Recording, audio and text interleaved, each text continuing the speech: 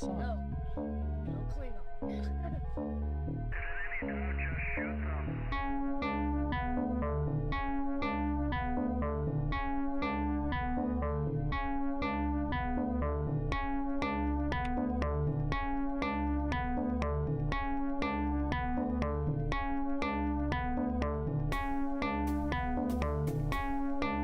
What's up, everybody? Welcome to the After Chat.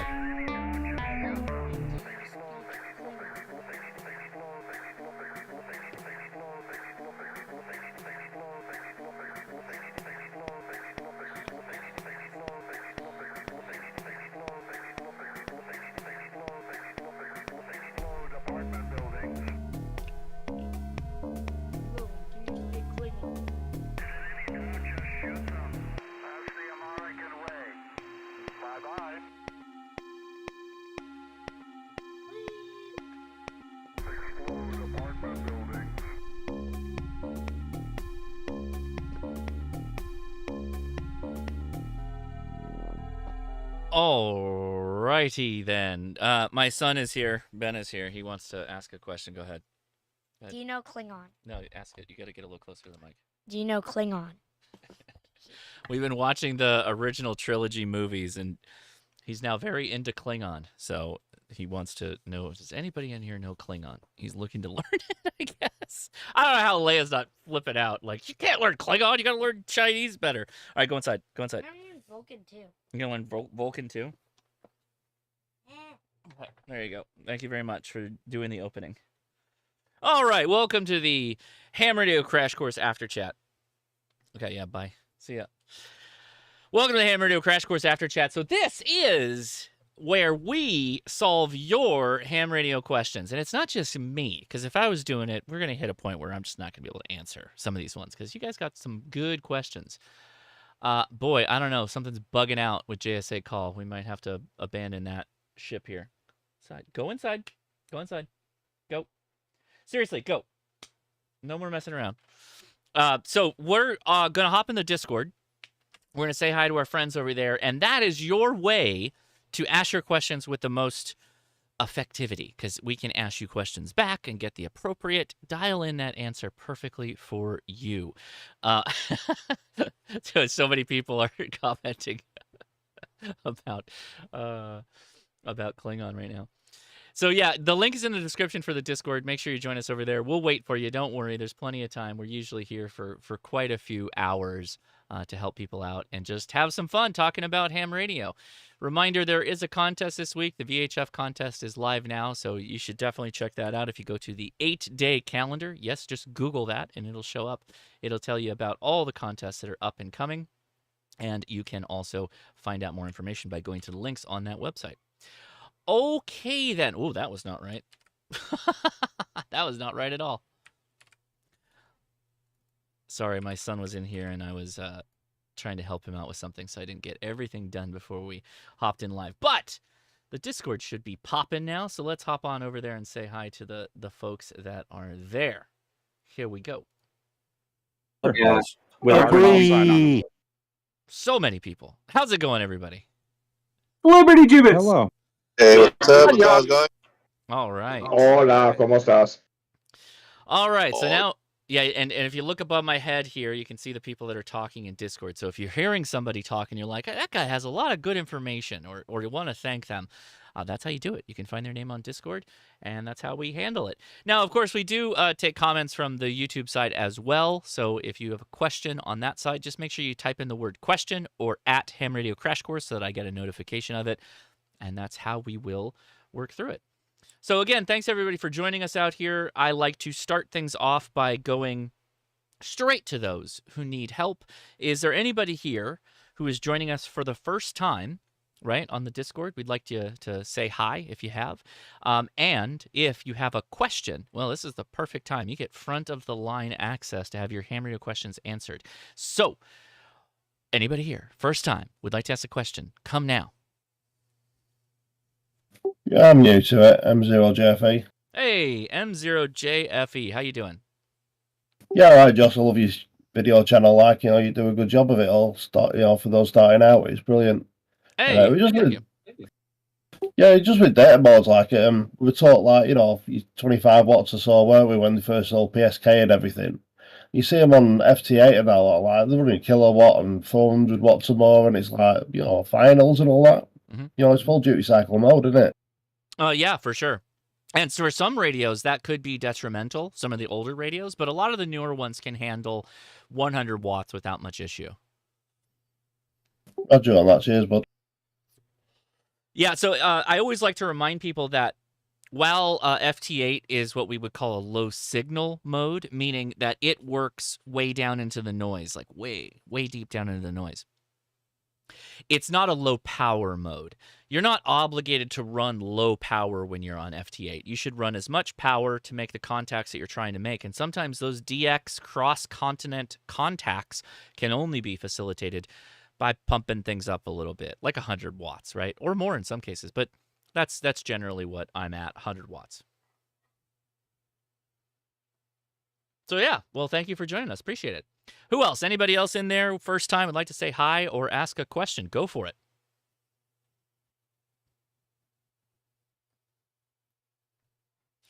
All right, well, we can come back around to the new folks. Sometimes people are logging into Discord for the first time, and there's a little bit of a learning curve there too. So, but Discord's the way to go because then we can hear your made-for-radio voices to be able to answer your questions.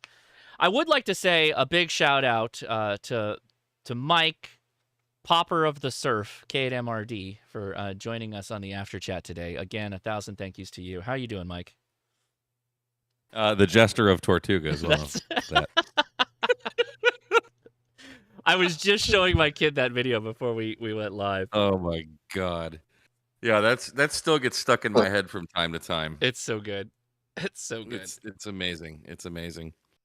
Yeah, so it was unfortunate that storms decided to roll through here, and we lost power for it was only like a second. Everything just went out, and but yeah, there's a whole internet outage for AT&T in my area now, so we get to tether, and now my antennas are unplugged because there's, like I said on the live stream, a couple more waves of storm coming through here. So no more radio for Mike tonight, but yeah, that was fun. I learned a bit more. Good. And yeah, thank you. Thanks for having me on. Oh, I appreciate you taking the time. So yeah, all right. Again, links in the description. Make sure you go sub to Mike K8MRD. Appreciate that. All right, let's open things up. Since it was a JS8 call live stream, anybody have any comments or questions on JS8 that we didn't? We obviously didn't have a Q&A at the end of the last live stream. So anybody watching across the board, if you type question or at Ham Radio Crash Course, or if you have the ability to be on the Discord, go ahead and come now with your question. Yeah, hi. Hotel India 3 Mike Papa Charlie here. Hi, Mike. Does the QSOs are larger than FT8? I mean, I got a message like I was sending, it was 50 seconds. Yes. So we did talk about that. If you keep typing and typing and typing, yeah, it's going to take multiple 15-second cycles, which if you remember, FT8 is always like first caller, second caller, A caller, B caller, off and on, off and on. That's not how JSA call works. If you want to hog that whole section of the band up by transmitting a wall of text, you can do that, and the other parties or the people listening will see it. But it's always 15-second increments that it runs in. Generally, there's modes that are less than that, but you get the idea. Roger that. Roger that. All right. Any other questions for JS8 call as I bring it back up because it was bugging out on audio? Excellent. That's how I know we were successful in our teachings. I know there's more questions. I mean, I know people. We didn't cover everything, so there's a lot more you can do with it. All right. Let's see. I'm looking in the chat right now. JS8 turbo mode. Otherwise, keep it short on the QSOs. Yep, that's right. Is it so? It's like PSK but slower. It's similar to PSK. Also, it listens much deeper in the noise than PSK does. All right. Anybody else in there that's a first timer? I'd like to say hi for the first time and or ask a question if you got one. Come now.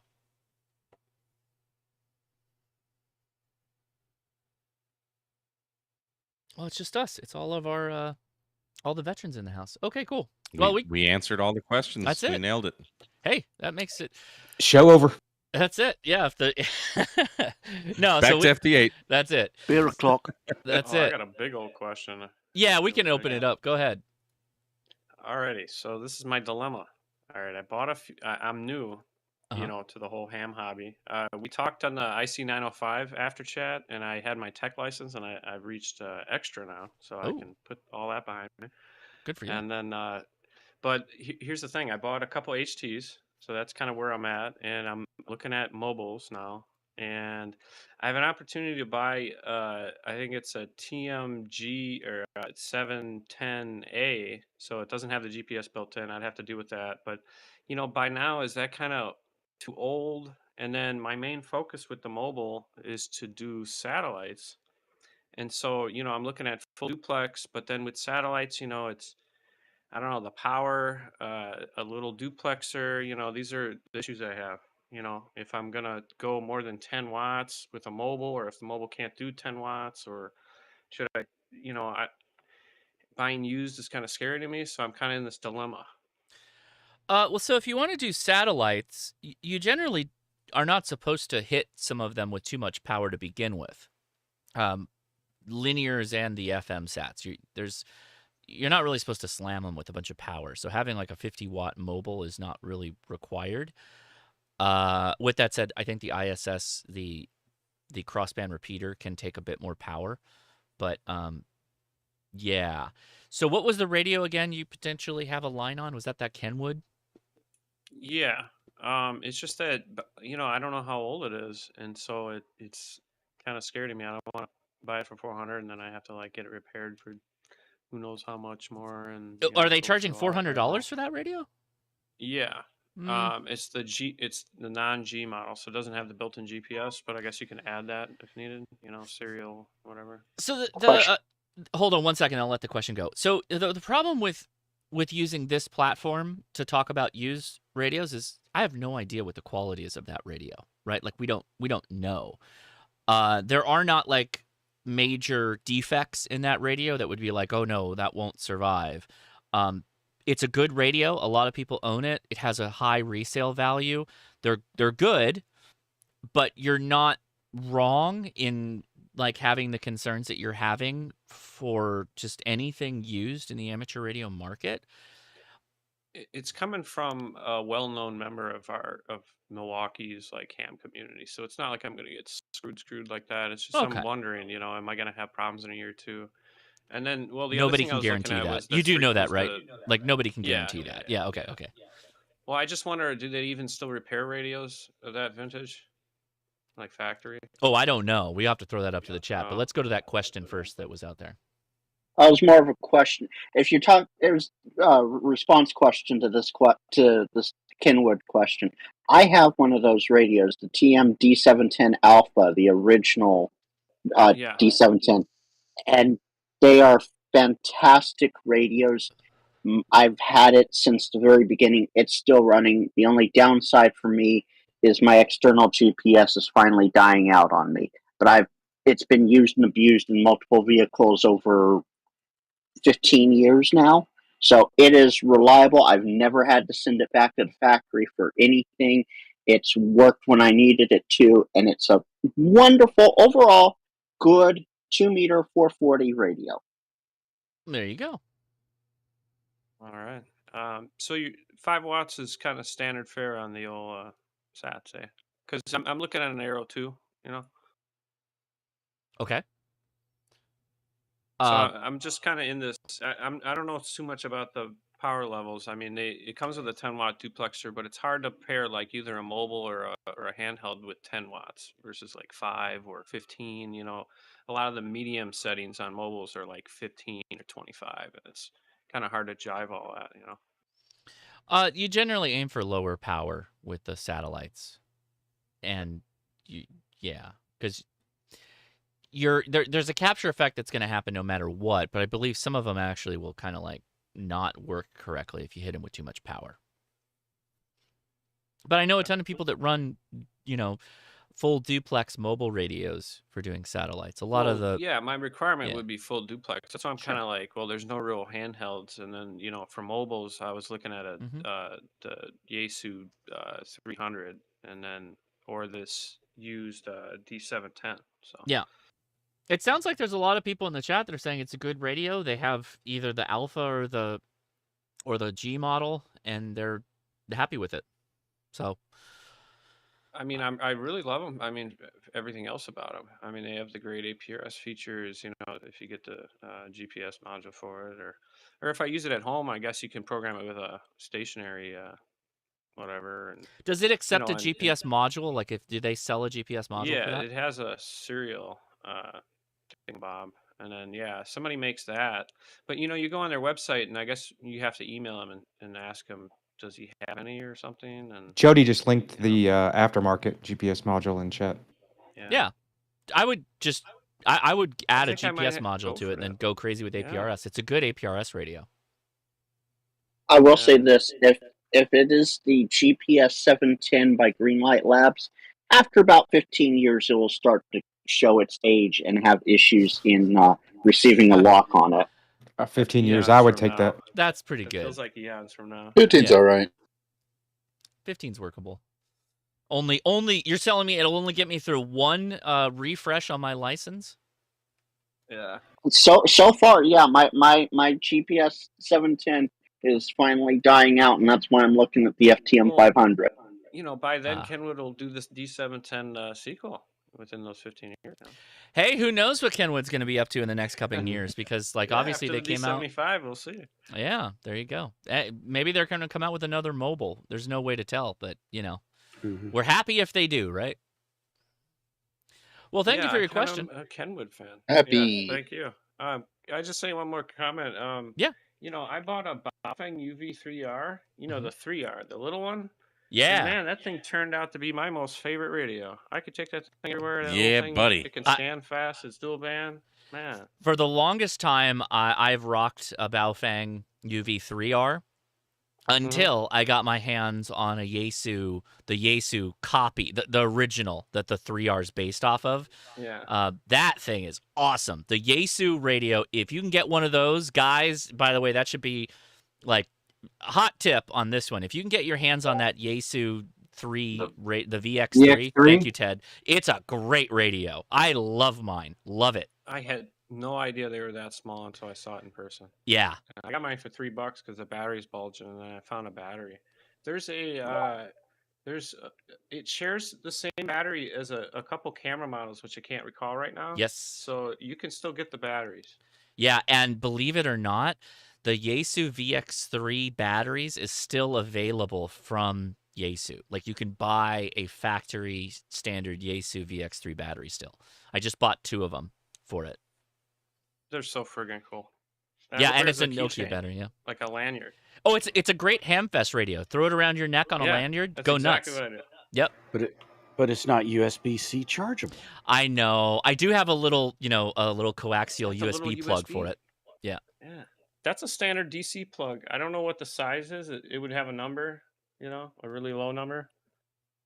But yeah. I have been told that by multiple people. Bill brings it up in the chat that it might have a slight defect, that the screens don't like pressure, and Yaesu sells replacements for it still. I may buy a couple of those screens just in case, because I would hate to lose that radio. It's a good radio. Yep. Yeah, the other one's the VX2 or the 2 VX7R. I have 2 VX7Rs. Look for the Vertex. There's another Yaesu that's even smaller than the VX3. It's also pretty funky. Wow. Yeah. Right on. Oh, VX2? Yeah, I think that one's even smaller. But, all right, very good. Well, thank you for the questions there. I appreciate it. All right. All right. So open lines. We'll just go straight wild card, right? Anybody has any questions ham radio related, obviously if you have a JSA call question, ask them. And if you're new here and you'd like to say hi, we really would appreciate that. We would like to welcome you into the after chat. So go ahead and do that. Anybody, free form, let's just take it and run with it. I got a JSA call question. Okay, JSA call question first, then we'll open it back up. Yeah, so it's more of a troubleshooting question about JSA call. I've been using it for a few months now, and any particular reason why JSA call would stop sending audio to the radio, but still PTTing like normal? Yeah, sure. You might have RF getting back into the shack, and it's messing with the audio adapter. I have a comment on that too. What kind of antenna do you have, and how much power and radio are you running? All right, so FTDX10, it's a loaded vertical, the Wolf River outside, about 50 watts, but I've experimented with lower. So do you have any chokes in line? Yeah, I've got a one-to-one choke in line right at the radio. Okay. Yeah, with a loaded vertical, though, you can move the choke to the feed point of the antenna. Because you have a ground system deployed, right? Radials? Yes, yes, a multitude of radials out. Yeah, so putting the choke at the feed point of the antenna on that type of antenna is good. Having a choke right at the feed point is the way to go. Okay, and I mean, it's random. Like one time, everything was hunky dory for multiple hours, and then there's times where it'll just happen maybe 5 minutes in, maybe 20 minutes in. Okay, all right, so yes, and I'll go back to the comment here in a second because I heard somebody said they had a comment. You're going to answer it. Yes, a JSA call is a little flaky for some computers. On my computer, the one that I'm streaming on, I can maybe do a hot hour of JS8 before the audio something freaks out. The radio's still working, but the audio waterfall will just turn into just sheets of straight lines and will not be working right. Now, if you ask Jason, KM4ACK, who's also a huge JSA call advocate, he has none of these problems. And does everybody know why Jason doesn't have any of these problems? Because he runs on Linux. The Linux platform seems to just be absolutely bulletproof for JSA call. So if you are into this, like this is your jam, like you're really thinking about going hard into this, Linux is the way to run this. This works really, really well on Linux. Even a Raspberry Pi will kill it on this. Okay, and yeah, also, generally resetting JS8 call fixes the problem. Would you still think that's RFI? No, that's the application. Now that I understand a little bit more. It's the same as WSJTX on Windows. Sometimes it puts your computer to sleep or your sound card to sleep, and it does not recover. And restarting the app fixes it. There are a multitude of posts out there to fix it. None of them have worked for me. It's just the sleep mode, the low power modes on Windows. I've had a couple of different occasions where when you have RFI get back into it, it will cause some trouble for the sound interface on whatever radio you're running. And occasionally you may need to restart the application to get it to hook back up to the input and output. Yeah, I don't want to conflate these two issues because they are two separate things. The RF getting back into the shack is a real thing, but that happens almost immediately. Like that presents itself very quickly. This is a more sporadic issue that happens within the application. Occasionally it's just, like Alex said, it goes to sleep and then you're kind of done. I have played around with if your computer is constantly connected to power, don't ever put anything into low power mode, just lock the screen kind of thing. Even then, it sometimes just craps out. I'm telling you, though, Linux is the way to go. Honestly, if you're into this, spool up a Raspberry Pi image and load Build a Pi, and JSA call works flawlessly, and it'll work for days. Okay, yeah, awesome. That's pretty sums up my question there. Thank you. Right on. Was there a comment, by the way, on the JSA thing in addition to the ones we already had? Yeah, I was asking about the. I see that it has @allcall, and I don't know what that is. I know you talked about it, but I got there late. Yeah, so the groups, and you guys, if you're watching me on YouTube or Twitch or wherever, at the very top of the screen it'll say @allcall, or in my case it also says @HRCC. So that's just like a group. Right? Everybody that has that group in their user profile will see your message pop up on your blue screen, or in your case, likely default yellow screen. And so when someone sends a message that requests, Cam, Nope, I don't think it's raining anymore. I think it's done. Cam, you got a hot mic, bud. Sorry. No problem, buddy. When you get an all call message, sometimes it will request to have an acknowledgement. So I can do that right now. So if I right click on all call, I go directed message and I say, Oh, you can't do SNR and all call because it's already handled. That's fine. But when you get that pop-up, it's just asking you if you want to acknowledge the message that was received. Okay, got it. So it's kind of a filter. It's basically it's there for when you're going to be an active user and respond to things. I have it set to just automatically do all that stuff because a lot of times I just like to run JSA call in the background while I'm dinking around in the shack kind of thing.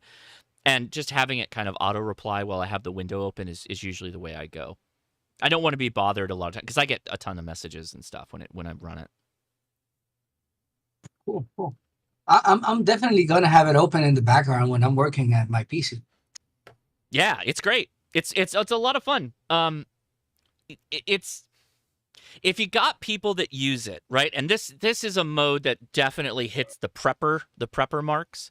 If there's someone that's like, you can't really convince why ham radio is like a good thing, but they're into personal preparedness, like JSA call is usually the thing. It's like, oh, and then you start talking about asynchronous messaging. There was a comment that I got on the YouTube live that I couldn't get back to. Microblogging is a new thing that people are talking about. I know Gaston has talked about it, the tech prepper. And I think he was doing microblog for a little while. I don't fully understand how it works yet. If anybody knows, we can maybe deep dive that right now. I'll make a little microblog. Comment on that? Yeah, go for it. So the way that works is that JS8, for the programming type people out there, does provide an API where you can hook in custom scripts. I was actually waiting in line to try to bring up, for instance, there's a CALLSIGN WD5EED on the air, who, if you send them WX ? In your 6-letter grid, they give you a forecast. So that's like one of those custom scripts, and that one's pretty easy to use. Okay, wait, walk me through that again. What's the call sign? Whiskey Delta 5, Echo Echo Delta. Got him. Okay, and then I send him what? So you would just double click on him to start the selected message, and then in your outgoing directed message, it will be WX ? Oh, okay, for weather. And that's it? Just send it? Not just send it. You also want to include the 6-letter grid, so it gives you the forecast for your area. Oh, okay. Oh, 6-letter. It can't be 4? I don't know what it does on 4, actually. Okay, hold on. Let's do it the right way.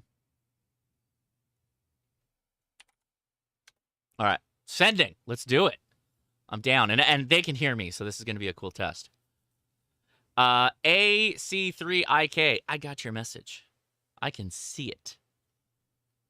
Also posting screen cap in the live stream chat of what it's supposed to look like for me, but it takes a minute to get the whole thing through since it includes the info, but that's one custom script, and I know the microblogging, that's sort of OH8STN's project that I think he's developing. I'm not sure the backstory on that, but that's another custom script that hooks in the same way. I think you're right. So OH8STN, he might have originated the term, but I know that Tech Prepper is also doing that as well. Yep. I think he was doing it. Maybe he's still doing it, but I know that he killed his QDX, and that might have been why he stopped. Well, so we'll have Gaston on again, probably multiple times. He's working on something called MCOM Tools. He's developing this suite of tools that I think runs off of that like Lenovo tablet or something lightweight like that, that will be very push and click to make a simple type of communicate. Simple's the wrong term. It back ends a lot of the complexity and makes it very user driven in a simplistic viewpoint. And I think that's one of the things that he was originally thinking about how to do that and what to do with that. So I'm curious now how we go with it. Oh, yeah, so he's firing something back. WD5EED KI6 forecast for Paramount. Yeah, that's close enough. That'll work for me. Yeah, and Gaston and MCOM Tools. It's basically an operating system that I know he's testing on the Panasonic Toughbook model that he has. In theory, I think it's also just an OS, but it's untested on anything other than his hardware since that's the point in development he's got. But yeah. That's an interesting project, and unfortunately, I'm not a Patreon member of his to get early access to it. It looks really cool, though. I don't want to. He can correct me if he hears this, but I believe if you support him on Buy Me a Coffee or Patreon, That's how you can get access to his updates. I don't know that you get access to the tools in full sense, but I know he's developing it. I mean, alrighty, I think that's all I had for that, and yeah, looks like yep, he's still replying to you. So yeah, very good. It's full forecast, including winds, and there is an optional. You can also include days, a day number after your grid to get like the forecast 3 days from now as well. So it's an interesting custom script. He's almost always on the air somewhere. I'm not sure I'm used to seeing him on 20, but definitely 40. But yeah, that's one of the interesting things out there. So I don't know if this is him. WD5EED KI6NAZ message forecast for Paramount overcast clouds, but then someone steps in. I think it might just be the formatting of all this because I'm getting so many simultaneous messages. It says land of the Penamites. By the way, sent you some memes. I think that was an overlapping message. So all the Pennsylvanians in the house, did you know that you're referred to as Penamites by the ADT security company?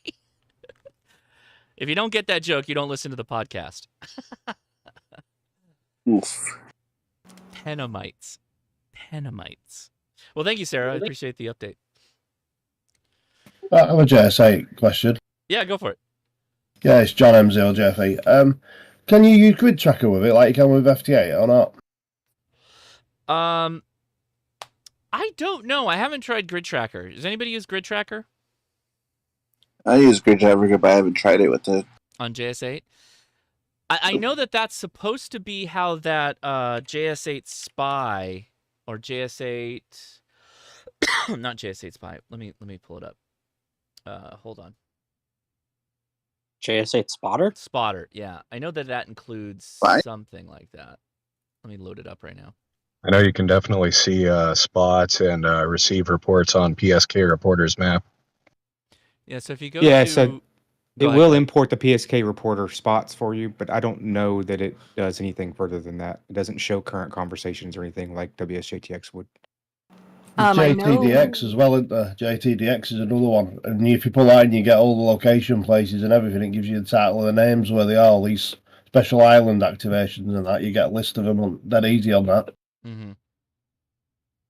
JS8 and Grid Tracker. I don't know for sure since I don't use Grid Tracker, but JS8 does have a bunch of options in the reporting tab of the settings where you can point it at different, for instance, N3FJP logger or to standard UDP server type stuff. So there might be a way to make it work that way. It looks like it's capable at the very least. Yeah, I want to respond to this immediately. IMJM says, I don't get the whole let it work automatically while you are working on something else. Seems like you're going for the most contacts possible without actually doing anything. Frankly, I don't think you watched the live stream or you understand what JSA call is. We're not really making contacts with this. This is a communication method. And when I say that I let it run in the background, it's so that people can leave me messages in my in-mail, like my inbox for messages that I can respond to, like people that I know, friends, whatever. It's not for making contacts. Yes, you can, but that's not something that you would just automatically do. It's totally different. It is. If you're thinking like FT8, then you don't understand this mode. It's not like that. It's much different. It's very much like the old chat on Packet when you used to be able to chat to each other on Packet and leave a message on the inbox and do that lot. It's just like Packet. Yeah, that's continuing to be a good example of what JSA call is. It's like a modernized Packet radio on HF. Just not as feature rich. Yeah, I do miss it. Yeah. Yeah, well, with those custom scripts, it could be. Just need people to make them. Right. Well, yeah, it's kind of tough when the software doesn't seem to be getting very many updates. That's the thing. Like, do you trust it? It's like because the developer on it just has disappeared almost, and it's you wonder. Okay, so when Windows 12 or the next latest Mac comes out, will it even build anymore? Right. Oh, good point. Yeah, Don, good point. Yeah, as we progress into like new versions of Windows, we don't know that it's going to work. And that's definitely true for the Mac users. Mac users oftentimes get screwed. Mm-hmm. Yeah, I I've asked before where he is, and there's nobody really seems to know for sure. I always assume best of intentions. Guy got busy. He's Yeah. got a life. He's got other things going on. Right. Things happen. No, there's no ill will at all. But that goes back to what I was saying earlier in this in the live stream. You should all go download this in all its flavors. You should go download it for Linux and Windows and Mac. Just download it, save it off somewhere, and then just keep it. And then, occasionally update it as you go along. This is one of those things that, like, if it disappeared, I have a feeling that people would still continue to run it. But, that's something that we'd have to cross that bridge if we get there. Yeah, did he release the code? Because it would seem that I think somebody so. could pick it up. Sure. It's on a Bitbucket, so it is out there, and you can fork it, the full source code. Yeah. Sure. Yeah, And so great. you'd hope somebody would eventually do that. Well, I mean, how did he get to where he's at with JSA Call? It's because it's a fork of FT8, right? Yeah. Yeah, remember, for everybody watching, it runs very similarly to FT8, but it's not like making FT8 contacts. FT8 you wouldn't use FT8 for an emergency situation. You absolutely could use JS8 for emergency situations, though. Think about all those ham applications that are still 32-bit and haven't been touched in 20 years that they still work. Sure. Yeah. Absolutely. I just picked up two PackRat 232s or PK 232s from AEA, and those things are still well supported. The only problem is the software runs under Windows 3.1. There you go. But I mean, they're one of the best respected packet radio stations, or TNCs. So yeah, I've got one, and rely on it. I've also got a 486 SX25. Yeah, I've got one of the MFJ 1278s or whatever, and that was what I used. I have not tried to fire it up, but the PK 232s I bought definitely are not coming up, and I'm going to have to go in and debug them. But the nice thing about it is it's all through hole. So the other thing with them is you can actually get the chips to upgrade the software to the latest stuff as well. For that circuit board. Yeah, Time Wave are brilliant, Minnesota. They'll send it out to you. I mean, UK, they'll send it out to us and all. Not cheap though, but yes. Yeah, that's Trump that did that, isn't it? Sending the post. He hyped these like crazy. Yeah, they're like, some of those things are like $400 a piece. The little internal boards updates. All right. Any questions? Other questions? Anybody out here for the first time that would like to say hi, introduce themselves? Just know, if you do it, we're happy you're here. We want to welcome you. We appreciate you joining us. So go for it. Or just open questions. We'll take all the questions. Not first time, but open question. Yeah. I wanted to ask about SDRs. So basically, I have a what do you call that? A AirSpy mag loop for receive only, and I wanted to put that in the window, and I wanted to basically be able to, either use like a ham it up or a true True DX or a SDR Duo or something like that. What I don't remember the specific names of those tools, but what I wanted to do is I wanted to get an SDR that's decent enough so that if I get the SDR Play ones, that once they come up with SDR Connect, it'll still work. Okay. I might not have completely understood that. You want? Do you have any recommendations? So basically, I guess I'm trying to figure out which is a good SDR to use. I would like to listen to shortwave and some other frequencies, and I'd like to be able bands, and I'd like to be able to just simply learn to listen before I transmit. How much money you want to spend? $200. SDR Play. Yeah, and what are you going to do for your antenna? Because you said something about setting it in a window. That may or may not work. You really need to get something outside and in the air. Yeah. Even it's a long piece of wire. Yeah, so the thing to keep in mind is you can't shortcut really the antenna when it comes to receiving, particularly receiving. As a shortwave listener, though, you don't need something crazy.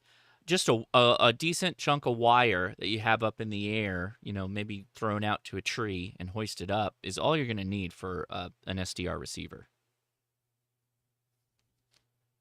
Yeah, I'm the guy that is in the 15th floor of the building. So, okay. Oh yeah. We talked before. Sorry, I don't remember all the call signs every time we talk. I apologize. So how have you made any progress on the discussions we've had last time about, maybe sending out a vertical kind of at 45 degrees, anything like that?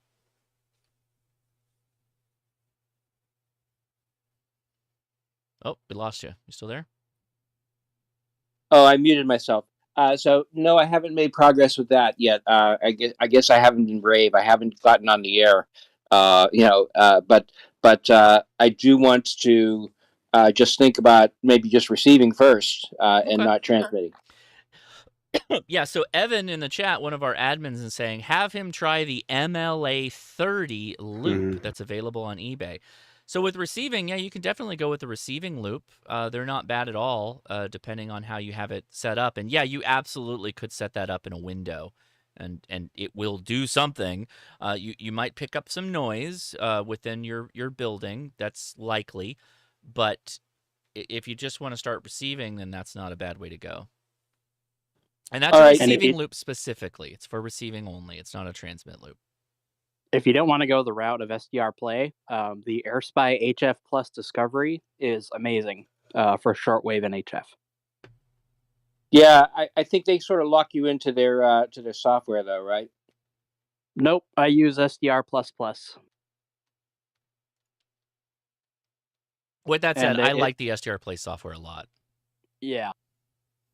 So does anybody know what's the progress on the SDR Connect, which is going to be the version which will not run on Windows, it'll run on everything? Does anybody know? I mean, with the rate that they put updates out, I would assume it's going to be a fairly long while before they do anything with that. Yeah, I'm figuring like another half a year. Recently, like a week or two ago, around the time of You need to go watch the Ham Radio Workbench. Sorry, listen. Yeah, I was gonna say, how do we do this now? Tell me how we podcast. Yeah. Those guys were on a couple of weeks ago. For $200, it's hard to beat SDR Play. They're good. You could even just buy the RSP1, which is just a single kind of tuner radio, and that's like $100, and that'll leave you money left over to buy that receiving loop. The thing, I don't want to assume, but I'm getting a feeling that you might have some analysis paralysis and just kind of like going forward. So maybe an RSP1A, $100, and get yourself a loop antenna for receiving. The one that Evan mentioned is fine to get started. Don't keep going back and forth trying to figure out what the best is, because they're all pretty good between AirSpy and RSP. Like just pick one. They're both going to be pretty good. I happen to like SDR Play's software, but I appreciate it's not for everybody. But there's a ton of videos in both accounts on user interfaces and controls, and that loop antenna is a good piece of advice from Evan. So I would echo that statement. So yeah. Yeah, somebody already told me to get that loop, and I did. So I have the loop, but I don't have the SDR to hear from it. Oh, there you go. Jump on that. RSP1A is good stuff. Yeah, no matter how many people tell you that it's great, don't buy a U loop. But the one that Evan recommends, yeah, those are great. The other thing is the SDR Play. I've got the 1A, like, they're brilliant, but be careful where you get it from, because there are copies out and about, and they're not as good as the actual Spectre SDR Play. Now, if you could find a Radio Berry, those things are fantastic. Yeah, good luck. Yeah, FT9000DX. I'll probably just get it from HRO. Yeah, well, that's where you get it in America, is from HRO. Mm-hmm. HRO ML&S has them in UK. Yeah. All right, yeah, I know I'm the person who just kind of doesn't get things done, but at the same time, I guess I just want to try. I want to listen more than talk. Yeah, and you can start doing WebSDR today if you want to. Go to WebSDR, Google that website, or go to Kiwi SDR and start listening on the air with people that have their SDRs turned into online available listening devices.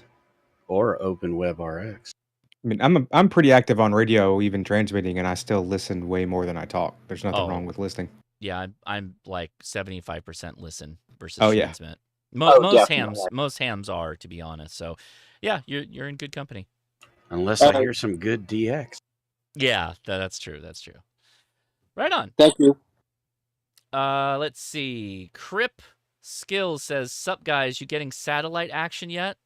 Well, I was trying to get satellite action last week. I'll probably be dragging everything out tomorrow to get it sorted out on Ham Radio Deluxe. And once I get Sark Track working with Ham Radio Deluxe, I'll make an update video just to show you guys how it's all working. Do you know who Mike Walker is? Yes, I think so. Yeah, he's the Flex Radio guy. Anyway, he was on with Kyle and me and Jim and several guys a couple of days ago, and he was saying, "Oh, Sat PC 32, yeah, just have Josh contact me. I can get him through that." Oh, I don't doubt that I can get through it. I just don't like the interface. Once I get Or through use. Go ahead. Use PST Rotator. I want to be able to control the radio and do everything in one shot. Gotcha. Yeah, so I that's one of the reasons why I didn't go with the Rotator app. I have no question that somebody could walk me through the whole thing. That's not the point. Is I want to enjoy, using it, and I just haven't enjoyed using Sat PC 32. No, it looks like something out of the out of the 90s or Windows 3.1 or just beyond that. It's really horrible software, and I don't know why so much ham software sits out there like that. And that's one of the things I'm afraid of with JS8 call. It's going to sit out there and have that. It really, the interface is okay now, but even that one's kind of clunky. A little bit, depending on how you tune it up. You know, it's funny with SAP PC 32, it actually is updated pretty regularly too. I looked at it after the stream last week. But why don't they update the GUI though? Well, that takes time, and a lot of folks aren't UX experienced, right? UX HCI stuff is, I don't want to say new because we've been using software forever, but the efficiencies that we can achieve in a proper designed UX is not something a lot of hams dive into. It's written by an engineer for engineers. Yeah, UX guys are a different breed. Way. Yeah. Gpredict. Yeah, absolutely. Hardwired asks, was Gpredict work? Absolutely. Gpredict would work just fine. I just, at some point, I've got to get one working.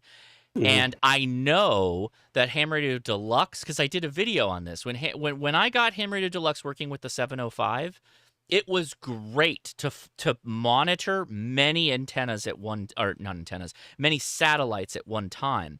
And if I can just add rotor control into that, that's where I want to be. That interface is slick for following satellites.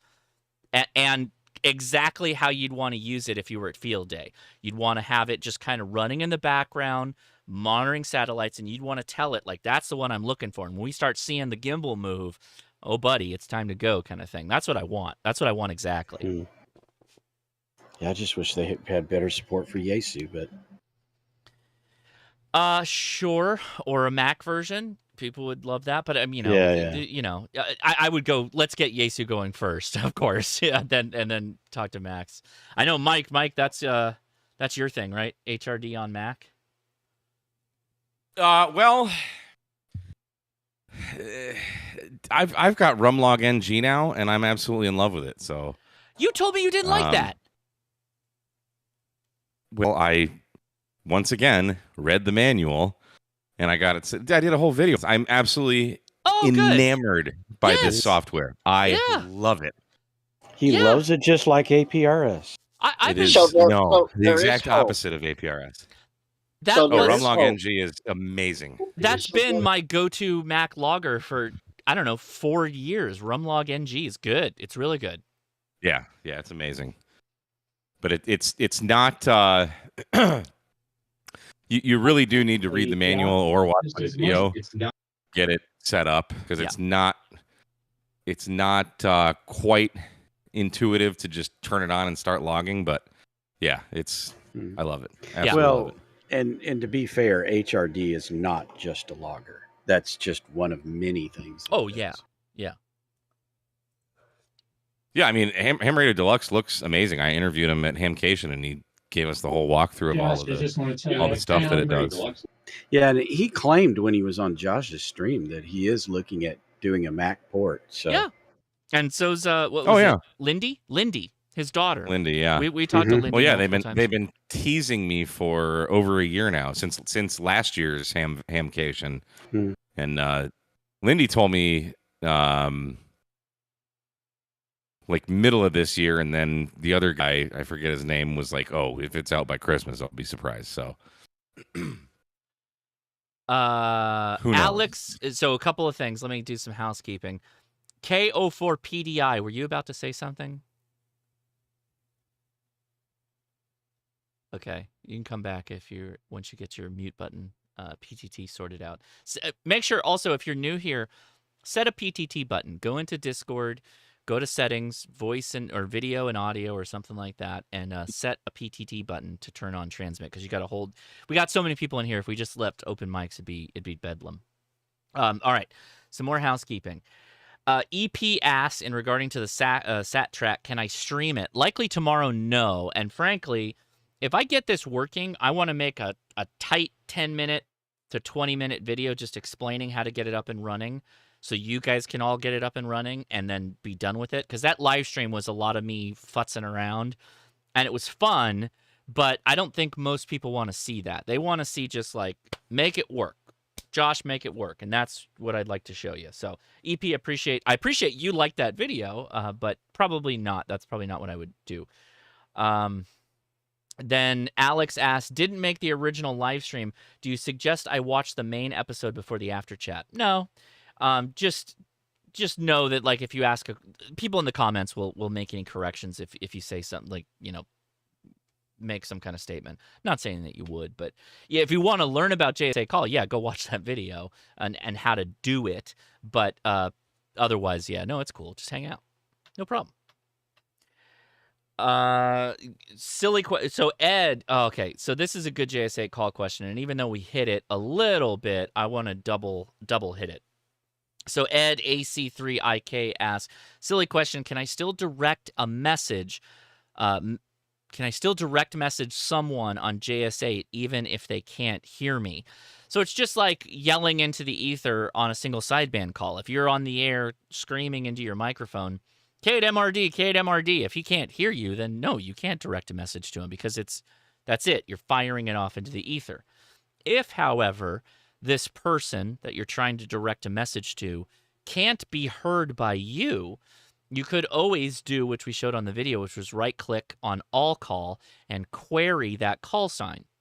And if any other station can hear that station, then you could send a message through that station to get to your buddy or whatever. And that would be the way you would direct a message to them if they can't hear you.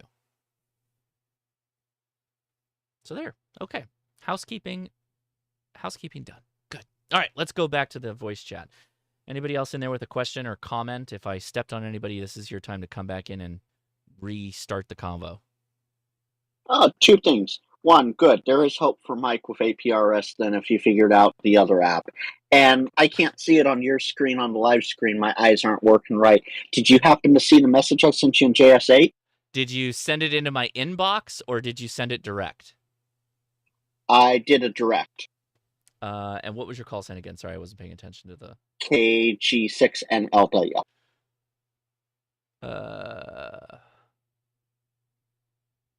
When did you send it? Let's see, what time? About 10 minutes. Yeah, 10 minutes ago and 5 minutes ago. There's actually 2 messages I sent. Am I on your list that you can hear my heartbeat and that you got a star next to my name, my call sign? No star next to your call sign, but I do see you in my far right list, minus 08, 9 minutes ago. So that means I probably can't hear you. Because I didn't reply to your heartbeat, right? Yeah. I didn't send a heartbeat out yet, but I haven't in a while. The last one I sent out was 20 plus minutes ago. Yeah, it's likely that you can hear me, but I can't hear you. So okay, well, since Alec can hear me, I'll just there do you go. relay, and send it into my inbox. By the way, everybody watching right now that has JSA call running, Montantico.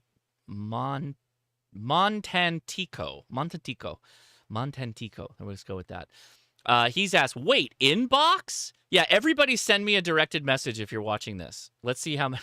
Let's see if I can blow up my inbox. Specifically, put in my inbox. That's the message, right? So let me show you how to do that again. You right-click on my call, and you go to directed, and you say, please store this message in your inbox. Okay, send those right now. Let's see how many messages I get in the inbox. So how do you do that in a relay then? So for relay, you right-click on the person that can hear me, like N4OG, and then you go to directed message, and you say, you pick the right-facing bracket message. Please relay this message to its destination. And so when you click on that, it will say N4OG right-facing bracket, and then in the message body, you're going to type in KI6NAZ and then space. Then it's the message body that you would send me.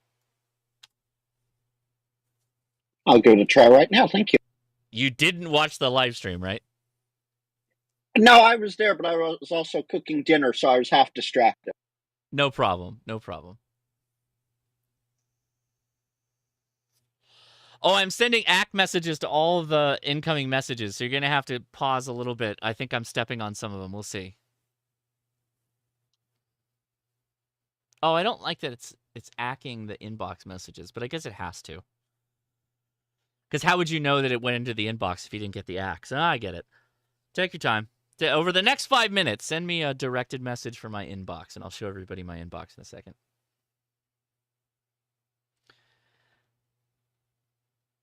Oh, yeah. So there's a lot of people on 6 meters right now.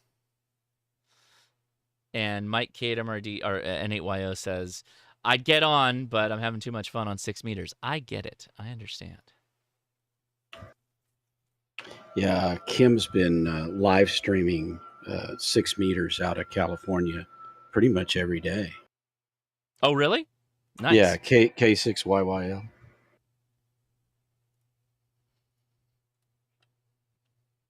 And for those sending through me, I am pointed west right now on 4 elements, so I'm not listening on the loop. So if I don't hear you, you might want to ask first because you might be off the back of the beam. Like I was not hearing Dominican Republic with the gentleman earlier. Hey, look at that. KB1YTR, KI6NAZ message. Hello via my QDX radio in northern MN, Minnesota, right?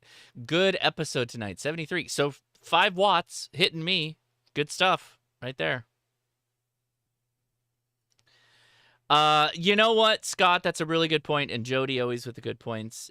Yes, this system is just like FT8. If you don't have a good clock setting, then you're not going to do very well. And actually, that's a missed opportunity on the mainstream. But on the far right window next to the waterfall, if you click on the timing tab, you can actually do time syncing within the application. Most of the time, it's good enough if you click Start Automatic Time Drift, particularly with all the people we have out right now. It will figure out what the timing is based off of the different packets that you see coming in at one time, which there are a ton. And it will sync your time for you. You definitely need to do that. Otherwise, I would highly recommend you download an application called Dimension 4. No space between Dimension and 4. Very good application. And just let you know that automatic time drift is only for normal and slow modes. It does not work for fast or turbo. Right. I seldom use anything but normal. Most of the time. I use fast because I'm impatient. I see. Okay. Isn't there an auto mode as well where it will like sense the speed? That's normal should do it will work most of the modes. So if you go to mode normal, that should that should do fast. It won't do turbo, and I think it'll also do slow. Well, so see, you could be running fast and not even know it. Not to reply. Josh. It'll reply normal. There's a really good one coming in. Okay, Just good. wait for it. All right. So Pete asks, have you tried VAR AC? Yeah, I've tried VAR AC. I've done a live stream on VAR AC, and I did a really good live stream with temporarily offline. I happened to already know VAR AC when I was on the show, so I was kind of helping them all out, getting on the air. Yeah, VAR AC is good, but it's not the same thing as JS8. VAR AC is a different animal. VAR AC is what I would tell you to use if you had someone that you were going to talk with and only that someone, and you could QSY to a random ass frequency and then just work back and forth. Absolutely. Have we gone over the infrastructure of JS8?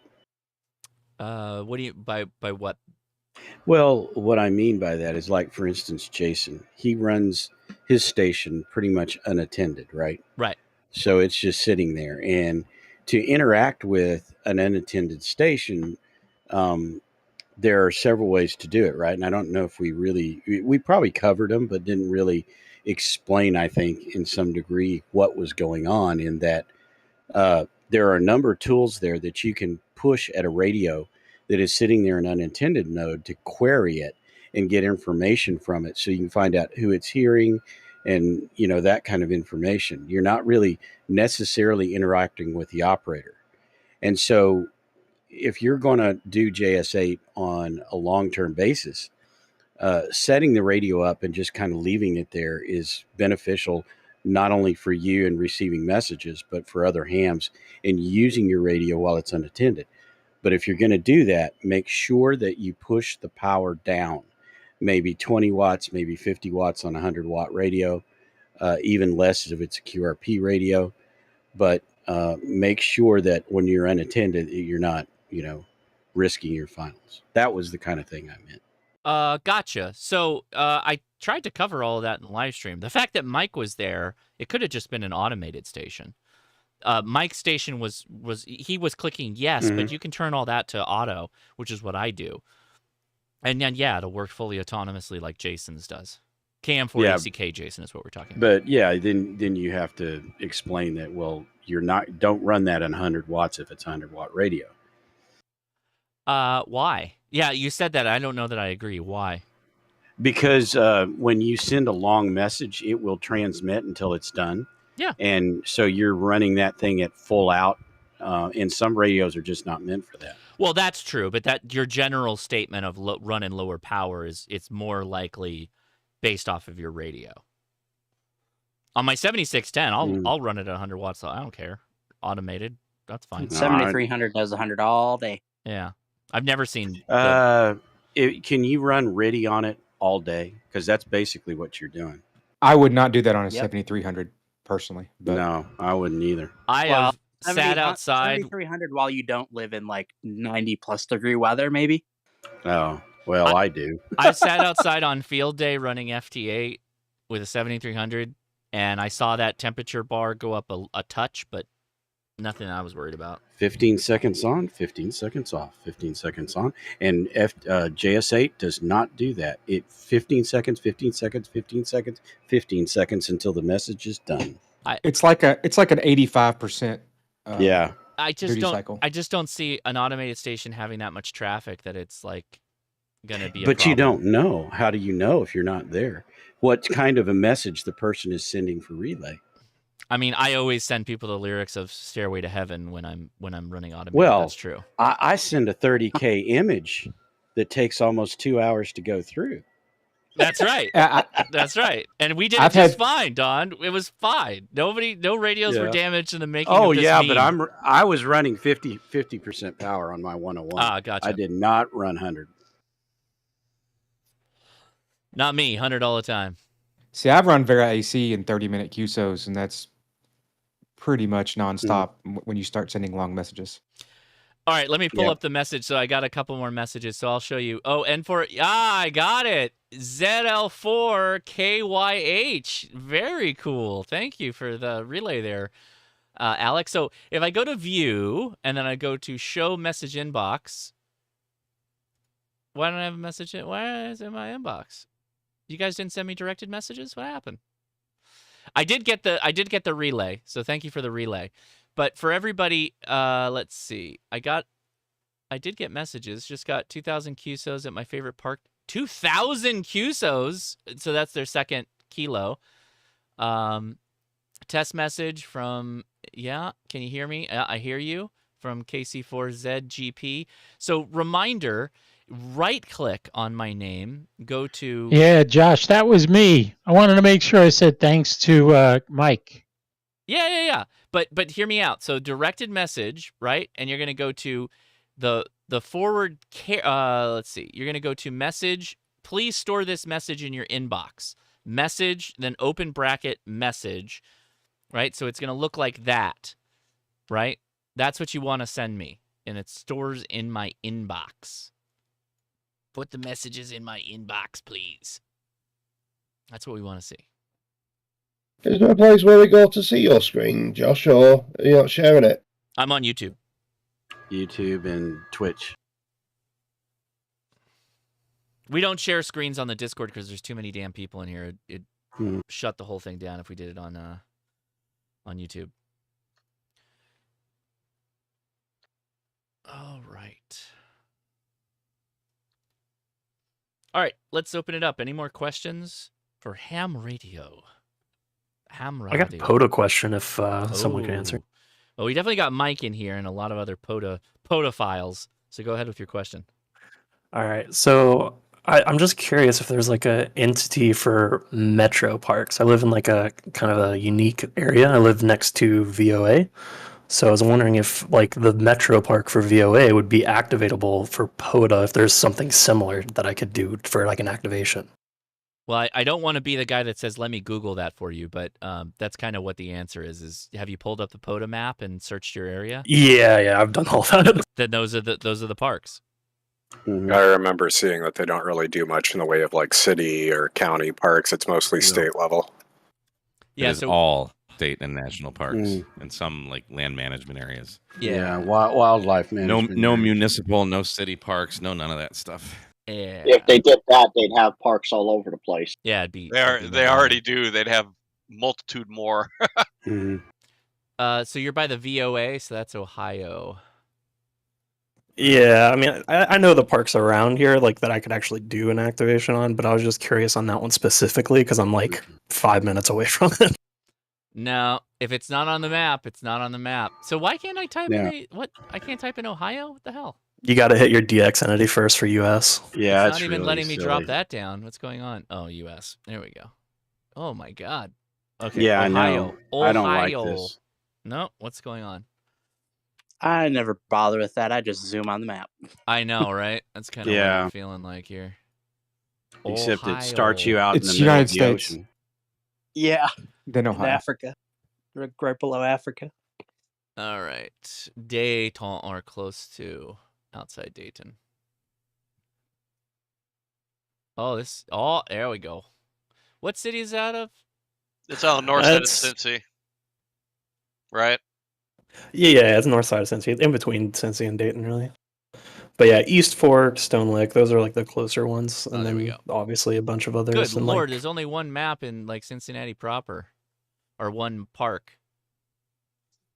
William Howard Taft National Historic Site. That's probably a crap park. It's probably got a tiny lot. Is it big? Has anybody activated that park? it's got a little bit of an elevation, so it's actually pretty nice, but Is yeah, it's it? not nothing special. Is it actually a park? Not really. Yeah, that's Yeah, what I because mean. More info. There you go. There's some in Yeah. Texas where literally it's a Not parking great. lot. That's the only place you have to activate. So Indeed. that's The that only area- president to ever leave office and go back into the Supreme Court. Oh. that area is Jason WE8L's home area. He's one of the staff in the Discord. If you're looking for parks to activate around that area, just shoot him a DM because that's what he does all the time. Don, one of our POTAs out here in California is the state capitol. Can you imagine activating the state capitol as a POTA with CHP and other guys just standing around all day? Yeah, so that's a really good point. Like a proper park, meaning like like the nature, like going out into the nature is always going to be a better park. Like here in California, Watts Towers is a park in California. That's not necessarily the park I want to be activating from, right? But all the beaches are. So that's where I go activate, or Chino Hills, that kind of thing.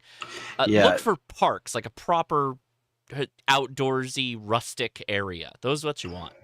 Unless you find one of those that's never been activated and you want to be the first guy.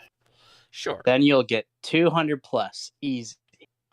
Yeah, sure, but Voice of America being what it is pretty interesting. I was on the air yesterday there and just having QSOs with people, and they were like really excited to have worked VOA, so it was pretty cool. Yeah, but it's not a park, unfortunately. Yeah. It's a special event, so. I have worked that station many, many times. I love to work people at the VOA. It's a lot of fun. You see how the classified parks in the UK? It's like a National Trust Forestry Commission land and stuff like that. It's not like your town park or anything that you have in the cities, you know, where kids' playgrounds are out. It's got to be like a nature reserve, and that's what they're going to be in the UK anyway. Yeah, it's kind of the same. Sorry, I've got you over a virus. So. All right, somebody said, let me just say, or they were going to chime in. Go ahead. We'll make a pause for you here. I was going to say, this is Ed, AC Theory IK. Yeah, just be careful with some national parks, like the inner city parks.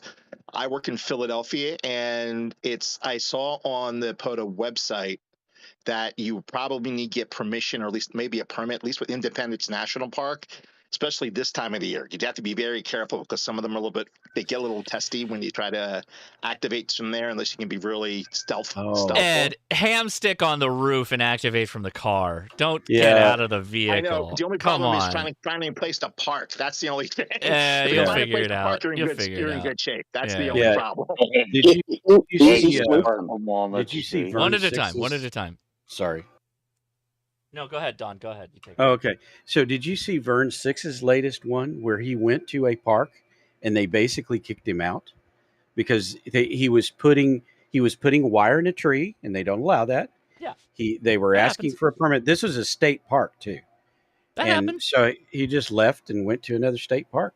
This is where you got to have a mag mount ready to go, and you hamstick it. Well, I mean, I always have the ATOS and the 891. The rules. Guys, don't talk over each other, please. But yeah, go. Okay, so somebody was going to read the rules. Go for it. Whoever said also read the rules of your specific park you're trying to activate at. You know, avoid that. Yeah, the national. So let me just say really fast, like, I get it. Yes, do your due diligence, do your homework. But a lot of the times it's like, I'm not going to read the rules about the stupid park. I'm just going to go to the park and do the thing. If you go to a park, and if you know that your state and your state parks are not pro having wires thrown in the trees, and there's a lot of them, be ready for that. Have a freestanding antenna, or just activate from your car. That works just fine. Totally acceptable. Yeah, the thing about this particular park, because I know it. Jason actually was going to stop at it, but they are very like the rangers there are really the ones that are just doing this. It's not like it's written anywhere, and so you don't know it until you go and you start, and then they come and start basically getting you. So it's just it's just a bad situation. And what Matt here, I guess, has said is, and I understand this, we have to be good stewards, or if we piss the state off by pissing these guys off, then they may not let us do it at all. And so one time we got called for drinking at a state park, which we're not allowed to do, but anyway. I like it. Overlanding for fun. By the way, great username for the comment. Rules are fungible. Play Grayman POTA. Yes, I'm doing something like that. I've got a couple of videos that I've already got some clips on that I'm going to be making a video talking about, like, I want to go play radio, but I don't want to talk to people, and I don't want to appear like I'm playing radio, which is some people, not everybody. But that also has a direct correlation to just I want some kind of a covert type of setup. So look forward to that in the future. And then, okay, whoever, I got comments in the chat, you need to deselect the call sign that I was on, because that's one aspect of this app I don't like. And then let me explain this to everybody. And yes, Hardwired, you're completely right, and I totally forgot about that. So if you're watching my screen, I have AA4TX selected. And if I go to View, Show Inbox, well, my inbox is empty because I have AA4TX selected.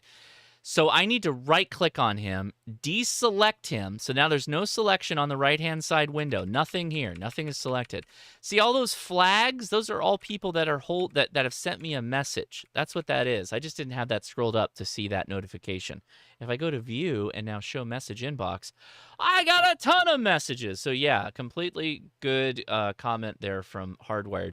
There are some aspects of this app that are not intuitive. I got a crap load of messages, actually. So thanks, everybody. Appreciate you sending the message. So yeah, AC3IK got it. N4NYX got it. And so on. Livestream test. Thanks for showcasing. Absolutely. Yeah, it's a good app. It's a good app. Let's sort by date. Yep, there we go. So good stuff. 2,000 parks for K8367. Good job on the double kilo. Hey, Josh, how did you get the 2,000 parks? 2,000 QSOs at a park. Oh, okay. single line in your left and 2,000 right parks windows are there? just quite a thing as well. I didn't do anything to get the single line in the left and right window. That's just my default. Yeah. By the way, if you highlight one of those guys, it will show you a hearing list from them. Say that again. Done. If you just go on that right side and like highlight one of those guys, don't click on them, just put your mouse over them, it will display a list of hearing. There you go. Oh yeah, that's kind of handy. Yeah. All right. Very good. All right, let's open it back up for questions. Anybody questions out there? Go for it. It can log to N3FJP, for those asking. It has the same logging structure as WSJTX, pretty much.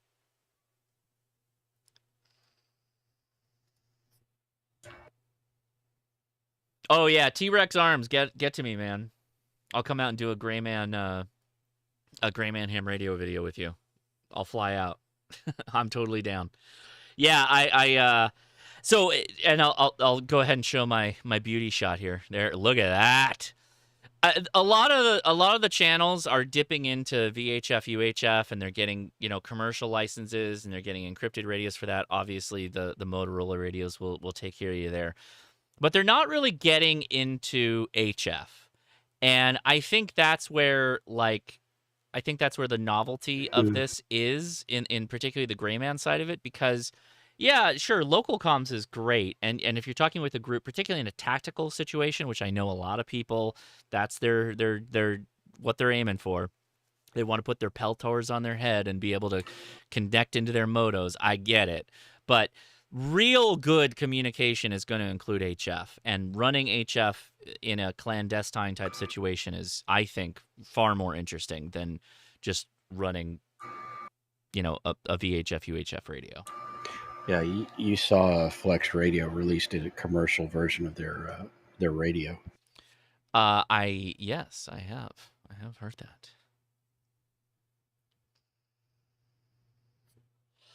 that. Yeah. So in commercial switching bands though. So Jay Marshall says, I think a lot of people want encryption in their tactical space, and that makes HF a deal breaker. Well, I mean, tell that to the military. Yeah, sure, they're using encryption, but they also have a lot of comms that do not go encrypted, and it's over HF, either NVIS or various types of communication using ALE. ALE is the mode that they generally use with those types of antennas. I will tell you that, yeah, all these guys want encryption, but they they don't actually want encryption. To be honest, I hate to say that, because they start dabbling in it and they may get it working, but it's not, I think, the end all be all that they're really looking for. Yeah, one of the companies I worked for, it was a DoD type, but we had developed for the DoD a 80-meter log periodic, and they would use it specifically for spread spectrum, and they would frequency hop. And the radios would communicate with each other, and let each other know which band they were about to hop to, and they would hop fairly rapidly. And, ALE hops real fast. Yeah. Yeah.